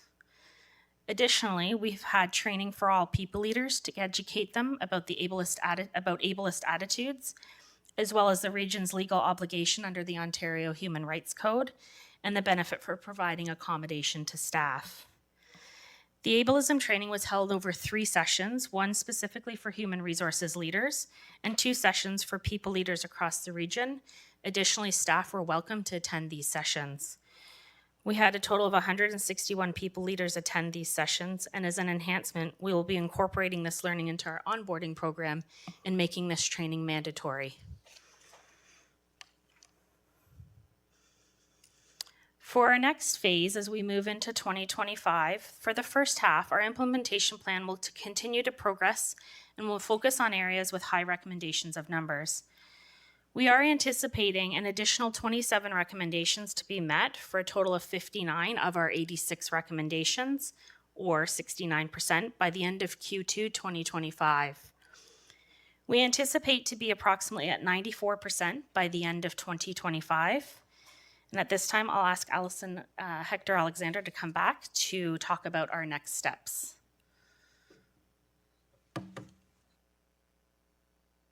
Thank you, Michelle. So we continue to do this work. It is a journey. The last time that we were here sharing the recommendations with you back in October, we received direction that we conduct another equity audit and employee census in 3 years. So we are here today to ask you to consider that instead of 3 years, we push that out to 5 years. And we're asking that so that that provides enough time for us to ensure that we implement all the recommendations, but also see how these implementation of the recommendations will impact the culture of our organization. This will give us time as well to embed those changes into all our systems, and also give us time to develop metrics so that we're able to measure the outcomes and the impact on the corporation, but also the community as a whole. And this brings us to the end of the presentation. Thank you. We do have some questions. Mayor Carter. First of all, good morning, Mr. Chair. Thank you very much for the opportunity. Just for some clarifications, because I don't understand it, so I'm asking for some clarification. Recruitment recommendations, it says strengthen the commitment for people leaders for bias-free hiring through documentation, acknowledging policies and procedures during the hiring process. What does that mean? I have no idea what that means. So what that means is that we all come to the work that we do with bias, and it's important that we're mindful of how the bias impacts the way that we're making decisions with respect to recruitment. And so it is that recognition and understanding how we actually document that, the conversations that we're having as a hiring panel when we're making this decision. So overall, it is the awareness of bias and how bias can impact decision making. Can you give me an example of bias-free hiring then? So bias-free hiring is recognizing that if I am hiring, so an example could be through the chair, if I am participating on a hiring panel and someone discloses that they have a newborn, at home, what thoughts are coming to mind about the capability of this individual? What conversations are we having, and what stigma have we attached to folks who have newborns and the level of work that they may be able to do? If this in some way is going to influence my work and the notions that I have and the preconceived notions that I have about this individual, it is important that we have this conversation as a panel. So how do you remove the bias free from the panel? Well, then hopefully that there are other folks here who can counter this narrative. Okay, Right. and those that participate in the panel, they would be open to sharing that they are biased in regards to And this an is applicant? this is the culture that we're trying to cultivate here, is that we're mindful of it. It is not the recognition to say that we're removing them. Ideally, this is where we want to be, but it's the recognition of it and how it impacts the decisions that Okay. we're making. Okay. My second question is that you have on human resources policy recommendation.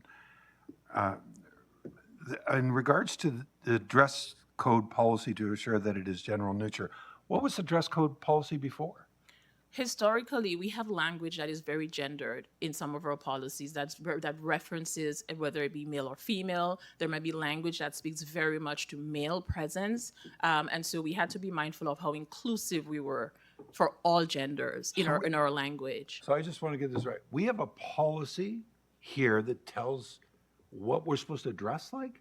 We've Is had, historically, yes, we've So had can you dress give me an policies example in of that? I place. wasn't aware of this. I wasn't aware that there was a policy that said that you had to dress a certain way. I'll have her see it. Yes, there is, and most organizations do have Do a have. dress code policy that can be gender specific, or as we're trying to achieve, more neutral. It's not unusual at all. In the past, just to highlight what Allison's saying, in some organizations, women were not permitted to wear pants, for example. That's Right, but is that us? Is that the no, ours policy was that not we have that written? restrictive, but there were still components in the dress policy that were gender specific that have now been removed.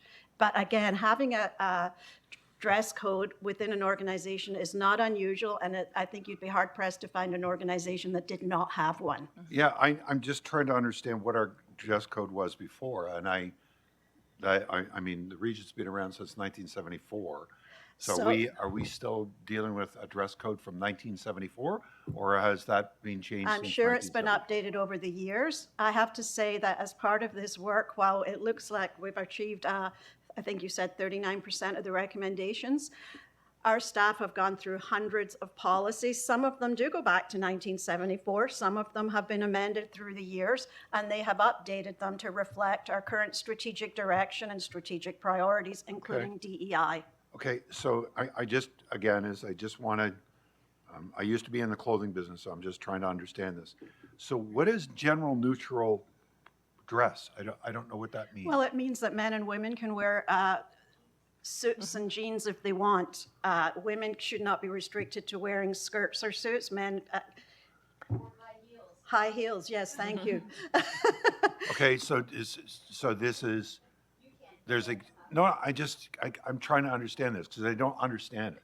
So the general neutral dressing, so how do you describe that? So is that? Okay, so for example, we do not want a policy where it is okay for men to wear pants and a t-shirt on Fridays, but women must wear dresses. I'm not saying that's what our policy said, but that's the kind of thing that was in there. The other thing is the policy needs to reflect the ethno-racial diversity of our staff. And some individuals may wear more traditional dress from their background than others. So we are just simply trying to say our dress code is gender neutral, but there is a base level of professionalism that we want to achieve as a corporation. Okay, all right, thank you, I appreciate that.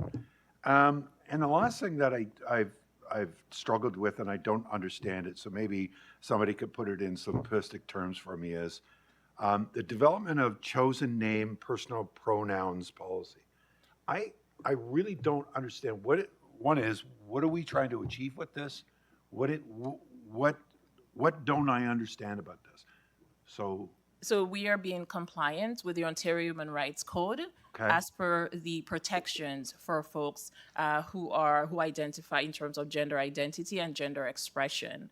And so what it is, if there are folks who are transitioning and who are protected as per the code, they can choose their lived name. Some folks, leave their dead name, which is the name that they were given at birth, Yeah. and then their chosen name that they've now chosen that reflects the identity and the expression that they now hold. And so we're looking at how do we adhere to that directive from the Ontario Human Rights Code. And is it a policy of the region that this pronoun must appear on all documentation, on emails, all that kind of stuff? It is a guideline as to how we engage with staff who have that request and how we go about doing it, recognizing that there may be limitations with our systems. So that it's not a policy that everyone must put this on their email or anything else. No, it's not a- It's no. a chosen. It is it's a folks who chosen. require this So accommodation. how do you navigate the communication within our organization in regards to that? I think it's important that we share it throughout the organization so that folks who are either in the process of transitioning or considering are aware that we are a positive space and that we're a safe space and that we will be responsive to what their needs are and that we'll be compliant with the code. I would presume that the employee would have to agree upon that. The employee would have to submit the request and we would go through the process Okay, with them. all right. Yes. So, okay, Yeah. all right. Yeah. I appreciate it. Thank you. It just shows you the limited amount of information that I have when it comes to these things. And I'll be honest with you. I mean, the dress code policy, I'm shocked at. We're 2025 almost, and I'm glad that I got an explanation in regards to that. And the pronouns I've never understood. So I appreciate the opportunity to learn. We're more. always happy to share more information with you Yeah. as needed. Great. Thank you. Okay, thank you. Counselor Shahid? Hi, just a procedure question, Chair Henry. As Allison had mentioned, she wants us to push from 3 years to 5 years. Do you want a motion on that? Yes, please. Yes, please. Can I please suggest a motion? And then maybe Sure. if you need a seconder, we could find one. Sure, seconded by Counselor McDougall. All right, there you go. Okay, we'll vote on that at the end. Mr. Clerk?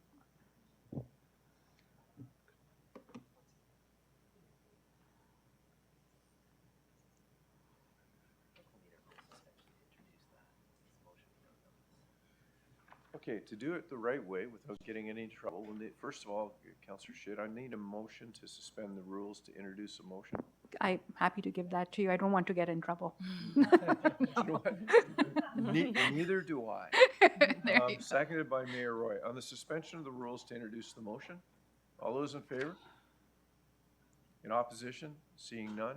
Mr. Clerk, the motion's on the floor. We'll vote at the end, if that's okay. There'll be other questions. Okay, thank you.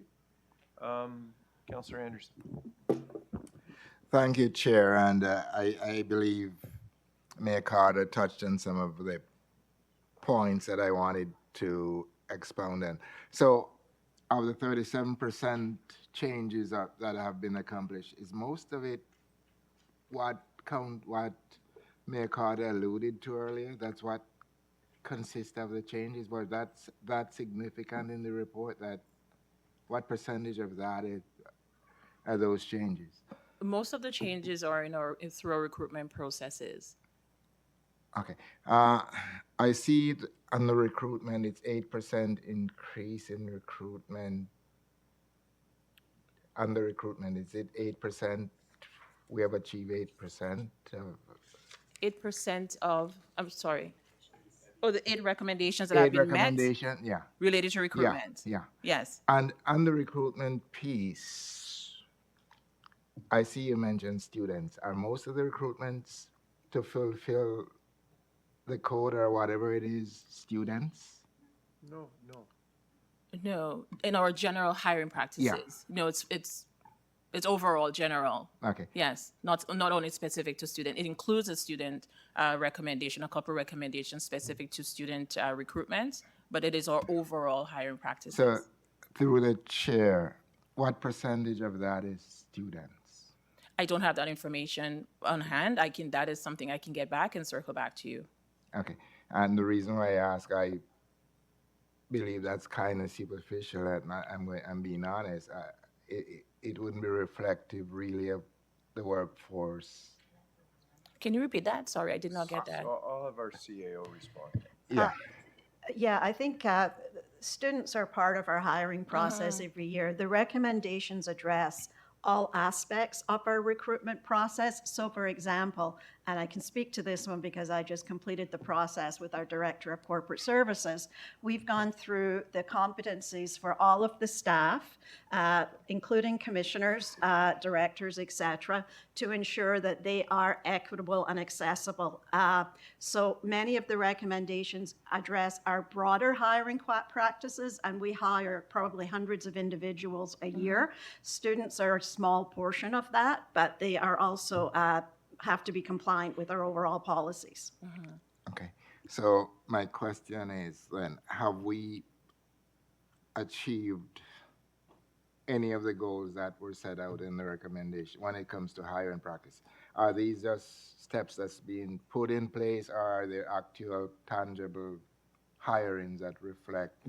We're in an implementation phase, and this is why we're requesting the extension from 3 years to 5 years, so that will give us time to actually measure that the outcomes, or we're actually achieving the outcomes that we set out to achieve.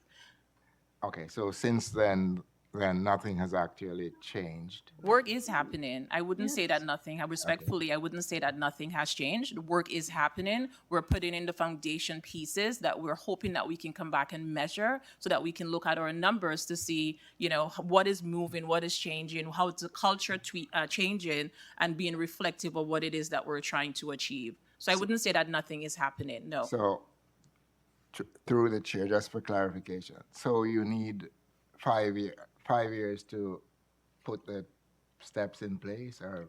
We need 5 years to be able to come back and do another equity audit. I don't think we need 5 years to put a step in place. We're hoping that we'll be about at 94% at the end of 2025 in terms of the implementation of the recommendations. As we go along, we're going to come back and evaluate and monitor so that we can keep track and see what is working, and being able to identify if there are areas that are not working, then we can come back and we can rejig and navigate that and be responsive to what those needs are. Okay, thank you. Thank you, Chair. You're welcome. Thank you. Mayor Foster. Thank you, Mr. Chair, and good morning to everyone. Allison, a couple of quick questions just to confirm when you had the recommendations. I can't switch between screens. I think it was 8 on recruitment. That's not a percent. Those are 8 or whatever the number is, recommendations that have been fulfilled. So you are making absolute progress. Yes. Am I interpreting that correctly? Yes. Okay, and you're expecting more to come.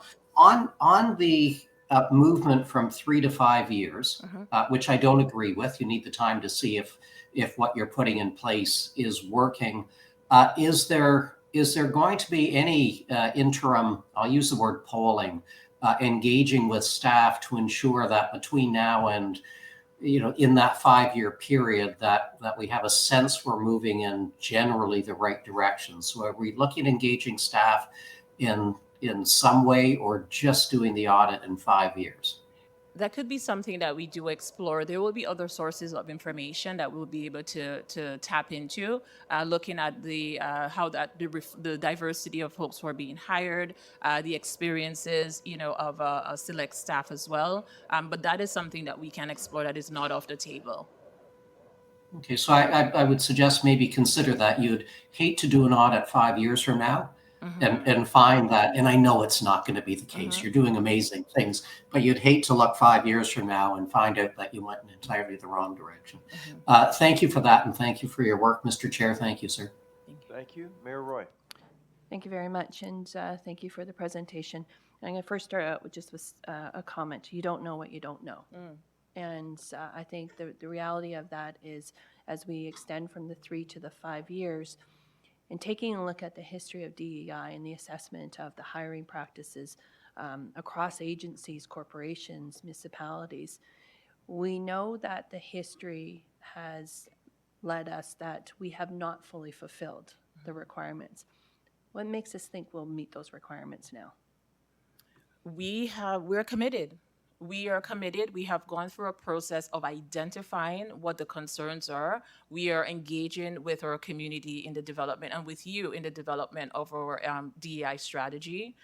We have had moments where it has been uncomfortable and hard for us to hear the truths of what folks' experiences have been. And the staff, the workforce, they are seeing that the work is happening. And so we're not checking boxes. We're not just saying we're going to do this and there's no action associated with it. We're actually doing the work. The commitment is there from the leadership. The commitment is there from the folks who have put their hand up to, sit at the DEI working group, the accessibility ambassadors. We have done these assessments. So the work is happening. And so that is what I believe, even through the times that we're in, where DEI in itself is the concept, the principles of DEI, is seeming to be under attack. We here at the region, we're staying the course. And that commitment is from our leadership. So that what makes me believe that, we will continue to do this work. And I appreciate the response, and I do believe it as well, too.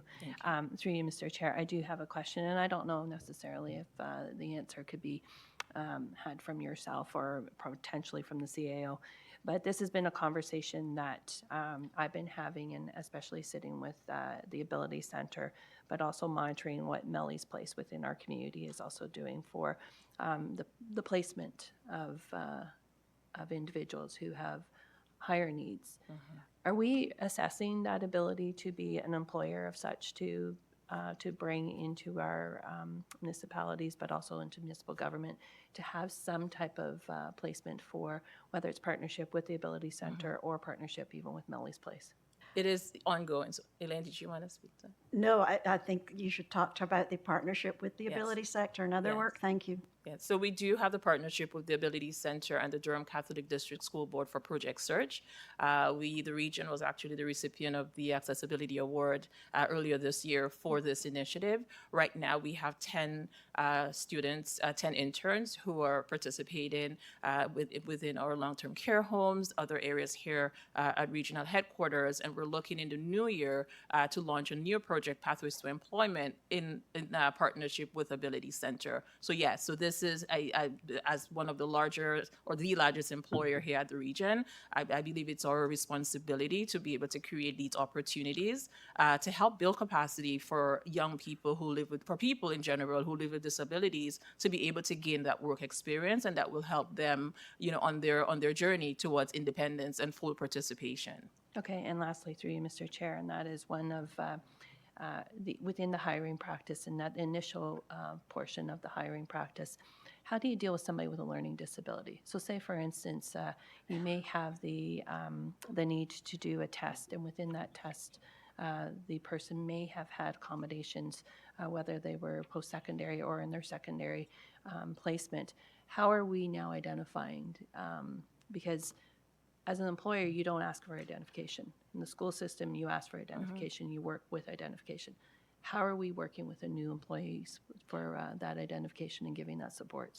So we're clearly communicating, and my human resources colleagues could speak to this as well. We're clearly communicating that if someone requires an accommodation, that we are ready to provide that accommodation. We're hoping that the more we have the learning opportunities that we're providing on ableism, that our people leaders will, understand, what that looks like and how do we navigate those conversations with folks. It is important, and part of the work that we are doing with Ability Center is how do we develop that for these young folks to be able to be self-advocates, so that they can request what the accommodation that they will require to be successful in this space. So the education that they're doing, with potential interns, but also the work that we're doing here as well with people leaders around the duty to accommodate and how do we go about doing that. So really, it's the individual who has to share with us what they need so that they can fully participate in this space. Okay, appreciate it. Thank you very much, Mr. Chair. Thank you. Councillor Lee. Councillor Lee? You're muted. Can you hear me now? We can hear you now. Sorry, apologies, my mic was on mute. Thank you, Chair, and good morning, and thank you, Allison, for that presentation. What a difference 4 years can make. So for those councils who aren't here, Durham Region had some serious issues, and I go back as simple as the Black History Month survey that went out at the time, which really kind of showed the glaring need for this work of the equity audit. So thank you. You've had to turn around the Titanic, so to speak, and I think you've done a great job so far. In terms of questions, so if we extend this to 5 years, fully on board with that, are we still, is council going to get updates to the progress we've achieved, and more importantly, any sort of roadblocks that you may be experiencing to achieve these goals? Absolutely. I believe when we met last year, we committed to doing yearly updates with you, and we will continue to do that. Have we formally or informally polled our existing staff to see how some of these changes that we've implemented, 34%, how they've resonated with our existing staff? We haven't formally polled. There is anecdotal information that we do get from staff emails who are either thanking us or asking how to get involved. We're seeing a significant increase in folks who are putting their hand up to either be an accessibility ambassador or participate on our DI working group and other groups, related groups as well here, at the region. We know that there have been quite a few surveys in the last little while, and we think, I'm personally, staff may be a little bit surveyed out, but that is something that we can explore, in the new year to be able to get that in a more formal way. And then is this process kind of open for public input? So in terms of, something on our website to engage residents, to gauge our progress, get their feedback on what we've done so far, whether it's along the lines of what the community expects. Mm-hmm. So we are the report itself. The summary report is public. So folks do have, an opportunity to review that. And as you know, we're going through the development of our strategy. So we've been, the input, we're looking forward to reviewing the input from community. We had a very good session with service providers who actually provided some really rich input for what that strategy will look like. The recently completed engagement pieces through the overall strategic plan. We're going to be looking into some of that content as well. So I think there's definitely opportunity for community to provide input around, what our equity and inclusion efforts are here at the region. Great. Again, appreciate the work you and your team are doing, and thank you, Chair, for the questions. Thank you. Thank you, Councillor Wu. Yeah, and through the chair, and thank you very much, Allison and Michelle. Now, why I say Allison, Michelle, when I had been on council previously, and I wasn't on last term, and here it's a development of chosen name and personal pronouns, I might have said Ms. Hector Alexander and Ms. Burkott. Now what is the proper way to introduce, say, Allison and Michelle? Allison and Michelle. Okay. Yes. So there's Ms. Hector Alexander and Ms. Burkott. Okay. We're assuming. So Allison and Michelle is fine. Okay. And usually you will see folks with their signature line who will say, they'll identify their pronouns, and there are quite a significant number of us here at the region who do that, who say she and hers, him and, him and he. So, folks will identify their pronoun given the situation. But for the most part, and I'd say just to be safe, Allison and Michelle is fine. Okay. Now, with your employee census, and Council Lee made mention 4 years ago and where you've come to now, and I think obviously you're saying more work has to be done. From a point of labor relations, have you found that grievances have come down, or those that have gone to the Human Rights Commission regarding issues of what we're talking about here? If you want to say being discriminated against. Mm-hmm. So when we talk more about equity and what equity means and what the experiences have been for, equity seeking communities, I think we definitely open up the door to have more conversation around what that looks like and understanding rights and so on. I don't have specific numbers around, grievances or investigations around discrimination or tribunal pieces, and I'm pretty sure we might be able to get that for you if needed. But I do want to say that the conversation is looking very different, meaning that there's a level of comfort around, speaking to what does that mean, where can we do better, in what areas can we do better, and how do we even navigate those processes. So a lot of work has been done. Our harassment, discrimination, and anti-racism policy was recently updated. So the conversation is different. Okay. Well, and certainly, I certainly agree that we have to move forward. We can't stand still. And we are, let's say, as a workforce, we're trying to build that diversity. And I think you heard that earlier in the presentation from the police services. I think we're trying to do that throughout the organization. So I appreciate what you're doing. Thank you. Thank you. Okay. Councillor Crawford. Thank you, through you, Mr. Chair. Thank you for your report and your time for us. I did want to mention around the invisible disability. So somebody who's applying, I know this because I have one. I passed it on to my daughter, and she's passed it on to her daughter. Where sometimes you get overwhelmed in situations, and are we aware of those kinds of learning disabilities where, sometimes it's a matter of chunking things down into smaller pieces, answering the same question with the exact same right answer, but maybe not being able to do the volume. You know what I'm saying? Maybe it's done verbally, maybe it's not written. Like those kinds where it's an invisible disability.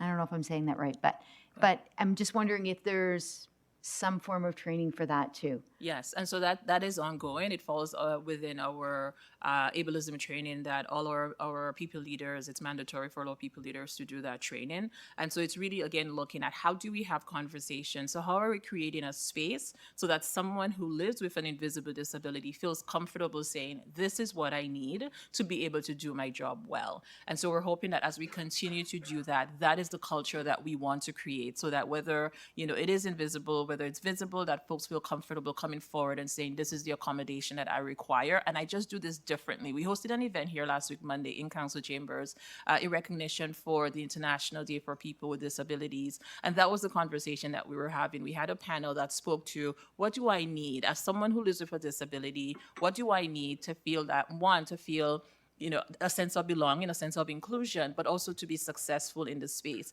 And a lot of what we heard was, how the response that we provide as people leaders to the request for accommodations. So the work is ongoing. And as I said, this is the culture that we're trying to create here. Thank you. Okay.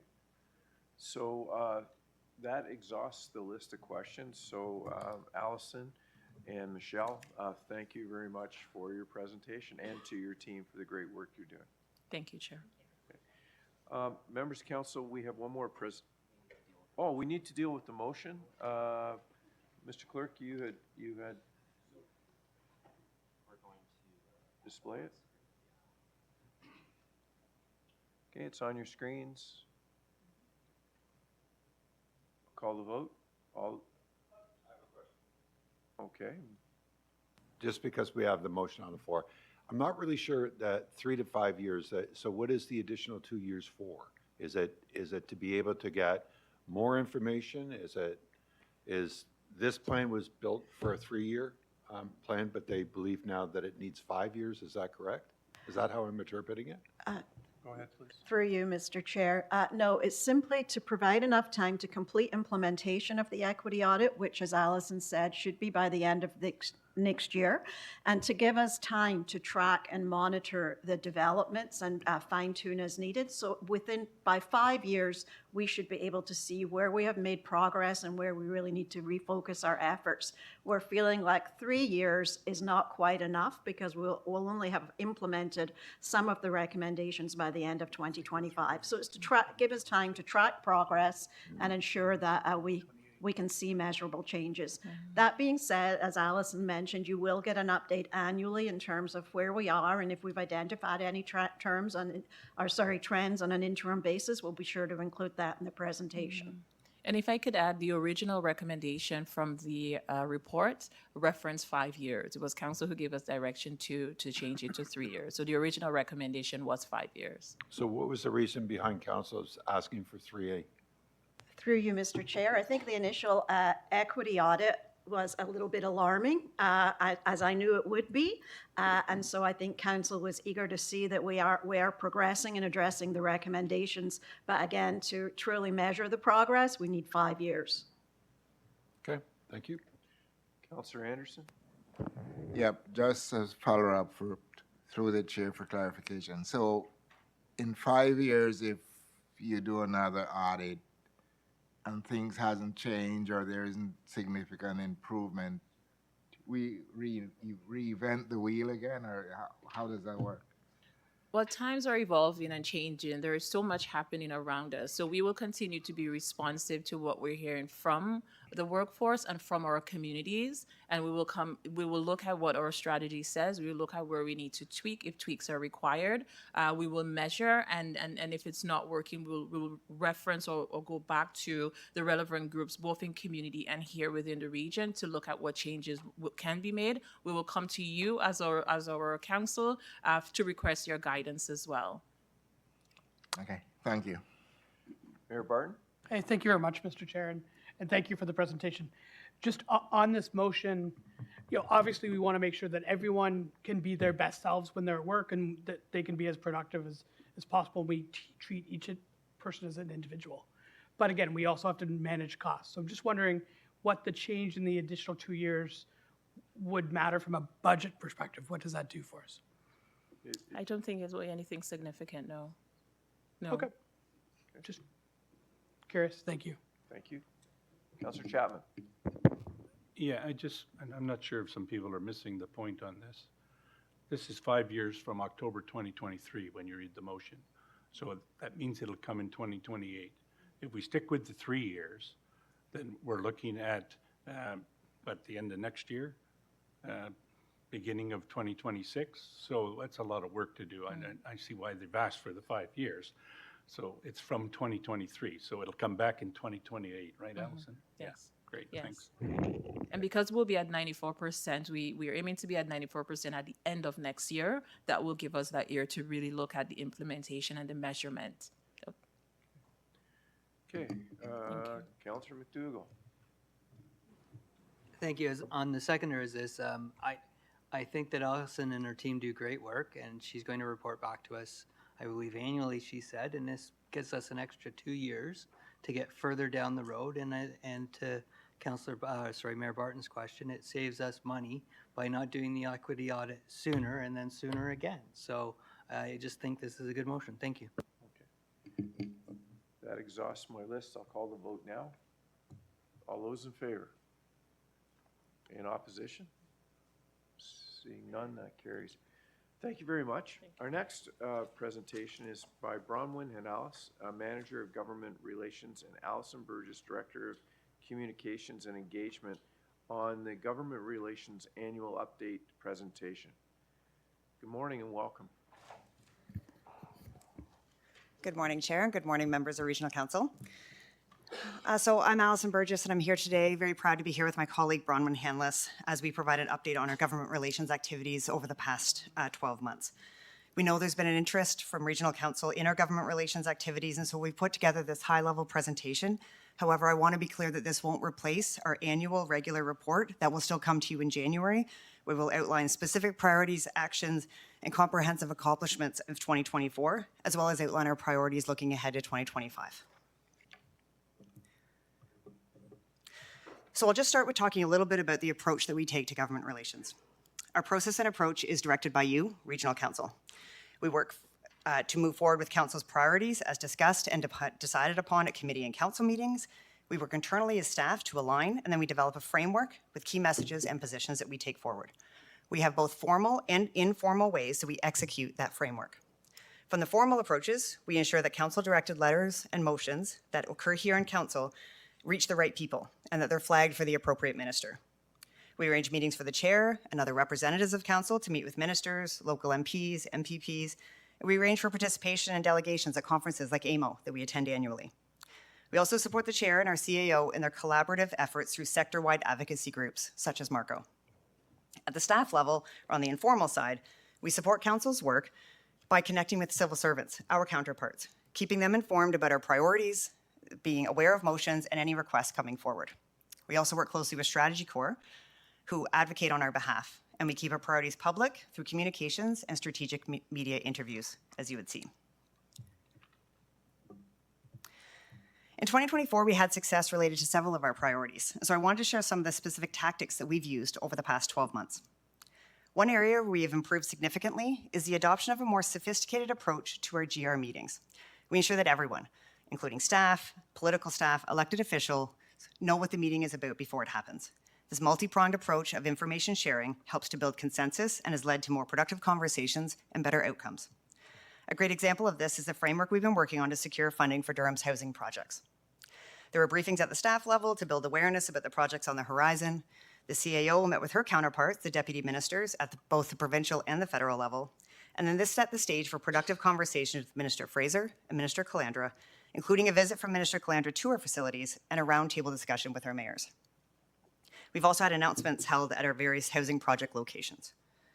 One of the key items that we found is sharing the same material in each of these conversations to really ensure there's consistency of messaging and consistency in our information sharing. So now, when new funding programs are announced, we've already established relationships.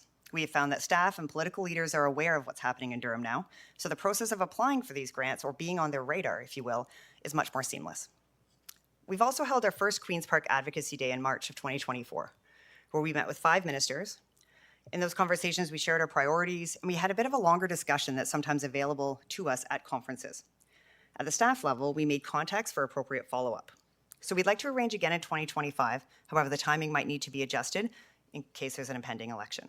We will be engaging with the mayors as we plan to move forward on this for 2025.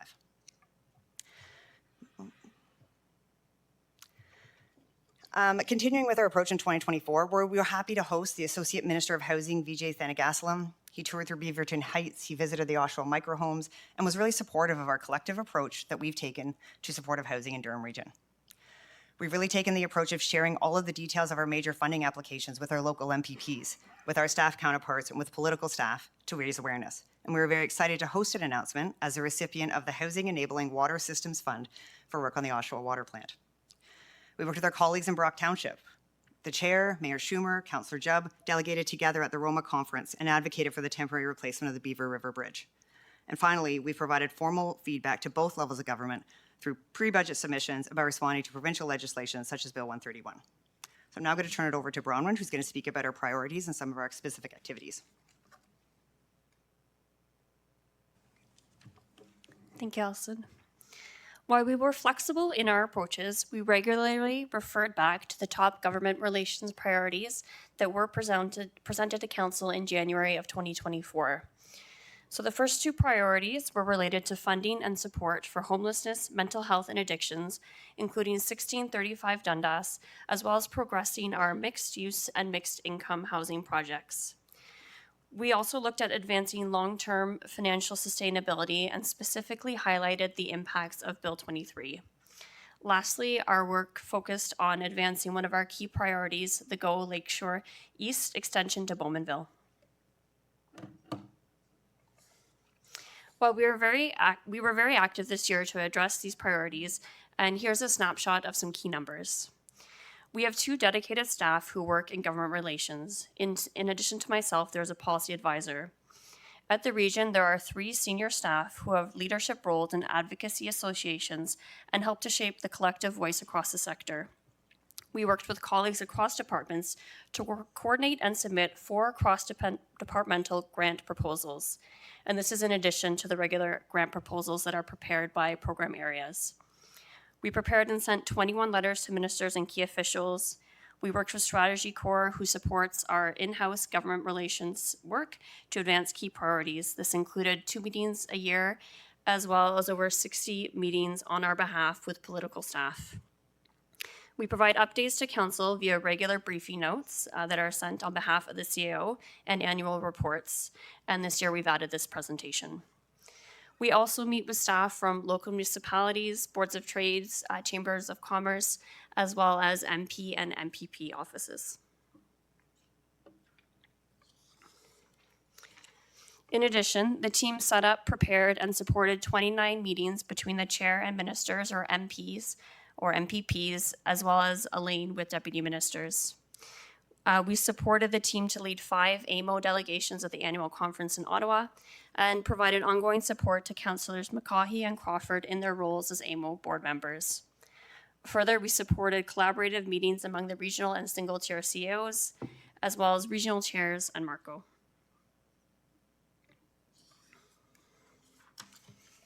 So this slide highlights some of the funding successes that we had in 2024. This year, we had some key successful grant applications. Notably, we received the maximum funding available under the Housing Enabling Water Systems Fund for the Oshawa Water Supply Plant project, and our funding under Reaching Home was restored to pandemic levels. We also had success securing funding commitments outside of an available grant program. As mentioned, the Beaver River Bridge reflected successful joint advocacy with Brock to secure funding for the temporary and permanent bridge structures.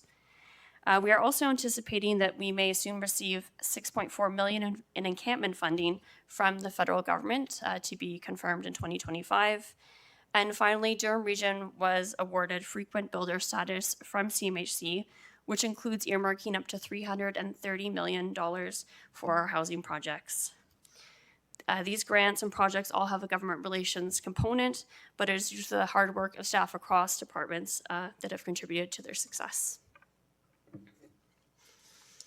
Some other successes in 2024 included a 9% increase to ambulance funding and positive policy decisions. Bill 23 was partially reversed, including the phase-in requirements for development charges, while regulations related to the GO Transit fee were released for comment. DRT's expression of interest to access base funding under the Canada Permanent Transit Fund was approved, and we expect a funding decision soon. And finally, the 18 provincial and federal announcements reflect many of the GR successes that were mentioned for 2024. Thank you for your time. Okay, thank you. We have a number of questions. First, Councillor Shahid. Thank you so much. Through you, Chair Henry, there's no question, just a comment on the brilliant work that they do. It's a mighty team, I can tell you. They worked with me at FCM, and I could see how engaged and how informed they were, and their knowledge is next to none. So I really do appreciate the team that we have, a mighty team. Thank you. Thank you. Okay, thank you. Mayor Carter. So, you know I have to ask this, the $6.4 million in regards to encampments, tell me more. Like, I'm not aware of it. I know that tomorrow will be an interesting day in regards to new legislation, new rules, regulations in regards to encampments, but we've already got word of a $6.4 million investment in encampments, and I'm not aware of what that is. So maybe somebody can inform me of what are all the details in regards to the $6.4 million. As you'll remember, probably about a month or 6 weeks ago, the Minister Fraser announced that he would be working directly with municipalities on funding to try to reduce the number of encampments by moving individuals into shelters or supportive housing. When we heard that, we immediately reached out to his office, and we have been in the midst of a very intensive application process since then, where we have been told that we will likely receive the $6.4 million.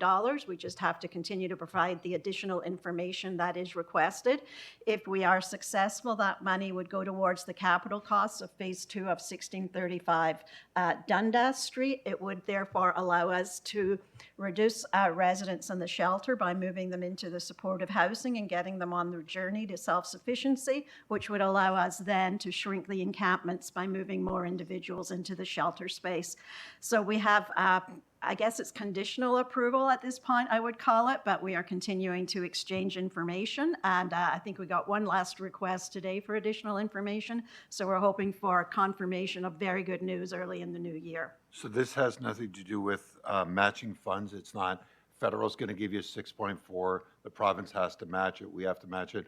It's a straight $6.4 million in the guidelines around that money is quite specific about how to use it. Is that correct? That's correct. It can be used for capital. There is a matching requirement. We've already met that because of the $18 million that we've already invested in 1635.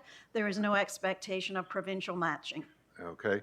And the initiative behind this $6.4 million is really to be able to open up more shelter space at 1635. Is that It's what I to, understood? is to renovate the remainder of the building for supportive housing purposes with the necessary wraparound supports. So you'll remember receiving a presentation on that several months ago where we talked about the supportive housing, the potential uses. We're still wrapping up the public consultation, but nevertheless, we know what the renovation requirements are. Essentially, it's the supportive housing space with the space for wraparound services. This is only part of the total cost. We will be submitting an additional application to the Rapid Housing Initiative towards the end of this month. Okay, so I'm not trying to be argumentative. I just want to try and understand as best as I can. So the $6.4 million is about an encampment strategy in regards to, I'm going to presume their expectation is getting people out of encampments immediately, not long-term, but immediately. Am I misunderstanding that? Obviously, they want immediate action in encampments, but this fund is specifically to pay for the capital costs of creating supportive housing so that we can move those in encampments into the supportive housing. So obviously, the renovation is going to take a little bit of time. We think we can do 1635 in a year, and we have told the federal government that, but it's specifically intended for the capital costs associated with supportive housing so that we can begin to get more people in from the cold. I guess I got to see the details. I guess I'm trying to understand because if it's encampments, we want to get people out of encampments immediately. I think that's number one. I get that it's going to be invested in phase two, and that's great because that's a capital project. My concern is getting people out of tents now, not a year from now. And I think I understand the long game. I'm just wondering about could this fund be utilized locally quicker to be able to address the people in tents now? No, it's specific to 1635. That's the application we submitted. And that's what we have been dealing with the federal government on for the last number of months. Their priority, again, is to get people into the supportive housing. So we think this is the quickest way forward that can create a system that will allow people to continually move through and get back on their feet. Okay. I appreciate that, all the information. Thank you very much for that. Thank you, Mr. Chair. Thank you. Mayor Foster? Mr. Chair, thank you. And I understand from the Health and Social Services that the encampment policy is coming within a couple of months. I assume that this 6.4 is included in that. That's correct. As part of the policy, 6.4 is appreciated, isn't going to go very far. Are we going to be in that policy looking at the cost of solving the problem? I know that we can't, but the 6.4 is going to take a bite out of it. Will we get a sense of how big of a bite and what will be left over? Do you want me to take that, Elaine? So I can start, and then I'll turn it over to the CAO and Estella if you'd like to add more. So we have multi-pronged approach to advocacy around homelessness. I think you're absolutely right in all of the comments that we've heard today. 6.4 million, that number isn't going to solve anything. However, that is the money that's available currently through this program, and so we're trying to bring in all of the resources that we can to address this very challenging problem. In addition to the 1635, we will be applying, as the CAO said, to the Affordable Housing Fund to look for the remaining capital that will be needed to complete that project. In addition to that, we have multiple lines of advocacy out to look for additional supports from multiple levels of government and different programs to help municipalities handle the homelessness crisis and the mental health crisis that's aligned with it. So yes, there is multiple prongs, I would say, out there and approaches. Some of that will come through the encampment strategy that is coming forward, and some of that you'll read in our GR update in January. And I don't know if Stella or Elaine want to add more. Thank you, Allison. I think I just wanted maybe just to emphasize that there is like a cog happening, right? Like in the wheel. Like we're not able to get people out of shelter right now. There are people who are improving and doing well in many of our programs, and they're stuck. They have nowhere else to go. So they're taking up space in the shelters. And others who do want to come in, and I do want to emphasize, we do have about 200 to 300 people, I'm going to say about 300 people or more waiting to get into 1635 right now because they've heard about the program, they've talked to their friends, and they want to come in and get support. So that's just an example. So if we are able to get this funding and able to finish up 1635, to create the supportive and transitional housing, which is so very needed in Durham and across Ontario, but I'm speaking about Durham, we will be able to see some improvements in what's happening with our encampments. That is our goal. We don't want to see people in tents. That's not safe. It's not healthy. And the longer they stay there, the worse their health will become. Stella, thank you. I guess just one question, or at least a request. Interesting that we have zoomed in on this, which will give you a sense, I think, of where the priorities of or at least some of the priorities from council are. I might have heard through the grapevine that feathers were ruffled as the 6.4 was being considered. Would you please let us know what the rules and regulations are? Sometimes what you do is important. Sometimes what you don't do is important. And for those of you in the know, you will understand what I am saying. So please keep us informed in terms of how we can be helpful as opposed to hurtful to the process. Mr. Chair, thank you. Okay, thank you, Councillor Wu. Yeah, if I could follow up on that through the chair and maybe to the CAO. You spoke with the MP Turnbull for Whitby. Now, is it guaranteed or just a commitment? Where are we at with that? And maybe if there's an election in 2025, where do we stand?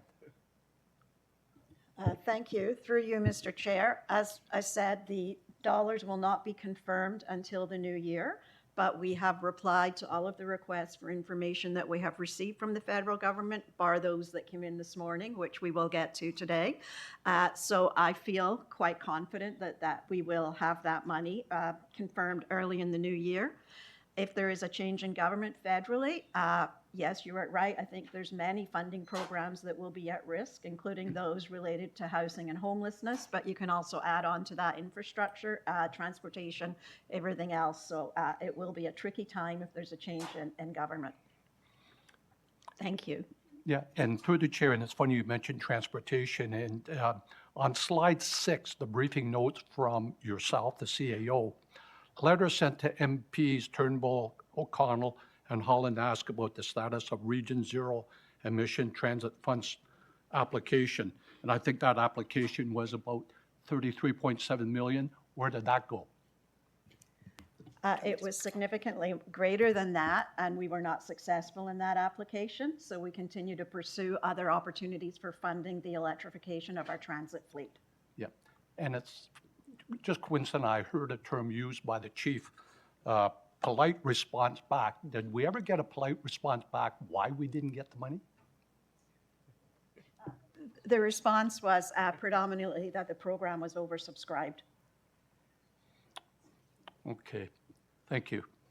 So I'm going to just answer part of a question. So I have very good hearing, and I think Councillor Crawford had said something, that the region asked for a lot of money. And during the process, through our meetings, we realized that, and we asked if we should resubmit. So correct me if I'm wrong. And we were told at that time there was no need to resubmit, that we would be able to, they would be able to navigate all of that. We didn't find out that we were not successful till late on a Friday evening. I'm going by memory, not by notes. So I'm correct on that, according to the CAO. and that we didn't get the funding. However, not to put Mr. Holmes on the spot, we were successful, I believe, in getting filling out the appropriate work to get some funding next year. Mr. Holmes? Through the chair, there is a new federal program, the Canadian Public Transit Fund, that has 3 streams. We have been informed that we were successful in receiving funding through the baseline stream. We're unable to communicate the value of that yet because we're under a communication block, but we have been successful, and that's an allocation per year for a 10-year period. We will be submitting applications for the other 2 streams as well in 2025. Okay. So everyone's good? Well, in that case, thank you for your excellent presentation today and for keeping me very busy. So thank you. Members Council, we'll move on to the next part. We have reports. I'd like to do consent on the reports. Moved by Councillor Pickles, seconded by Mayor Roy. Are there polls on, there's 3 of them. Is there any polls? Seeing none, I'll call the vote on the 3 items. All those in favor? In opposition? Seeing none, that carries. Members Council, on page 89 of your agenda, there is a motion. Just give me 1 second. The motion is moved by Councillor Wu, seconded by Mayor Foster. It's a fairly detailed motion. Is there, Councillor Wu is the mover, do you need to read this into the record, or are you comfortable with what's in front of everybody? Yeah, and thank you. I would like to think most of the members on council, certainly the mayors who sit on the Ontario Big City Mayors, are aware of this motion that we have before us. And I think maybe yourself, Chair Henry, through Marco. And I had a little preamble what I was going to say to it. I'm going to, for the sake of time, I'm not going to go through this note, other than that we are trying to, and we heard today, even ourselves with the 2025 government relation priorities, we know that we need support for homelessness, mental health, and addictions. That's one of our priorities. We collectively, as the, if you want to say, representing 70% of the population, you know, with the Ontario Big City Mayors, we have this Solve the Crisis campaign going on. So the only thing I would ask everybody that we support this, and if I could get a recorded vote. Okay. Mayor Foster is a seconder. Do you wish to say anything? You're good. So, Mayor Carter. Mr. Chairman, I'm wondering if you'll accept a deferral to the next council meeting on this item. Okay. The reason? Reason being is tomorrow there may be many components of the announcement through legislation that's being proposed that may affect this motion. Okay. Mr. Clerk, so defer it to the next council meeting? Yeah, next week. Just so we can find out exactly what what's being proposed. Okay. Right? So I just want to make sure Yeah. we're, Mr. Clerk, to defer it to the, so the date you're asking for is December 18th. Yeah. Is that the one, the next week. council meeting? Yeah, Next yeah, week. that'd be great. Yeah. Okay, so that has been seconded by Councillor Chapman. So I'll call the vote on the deferral. Mayor Foster? So just a question, given that we're at committee, isn't it sort of kind of deferred anyway? Mr. Clerk?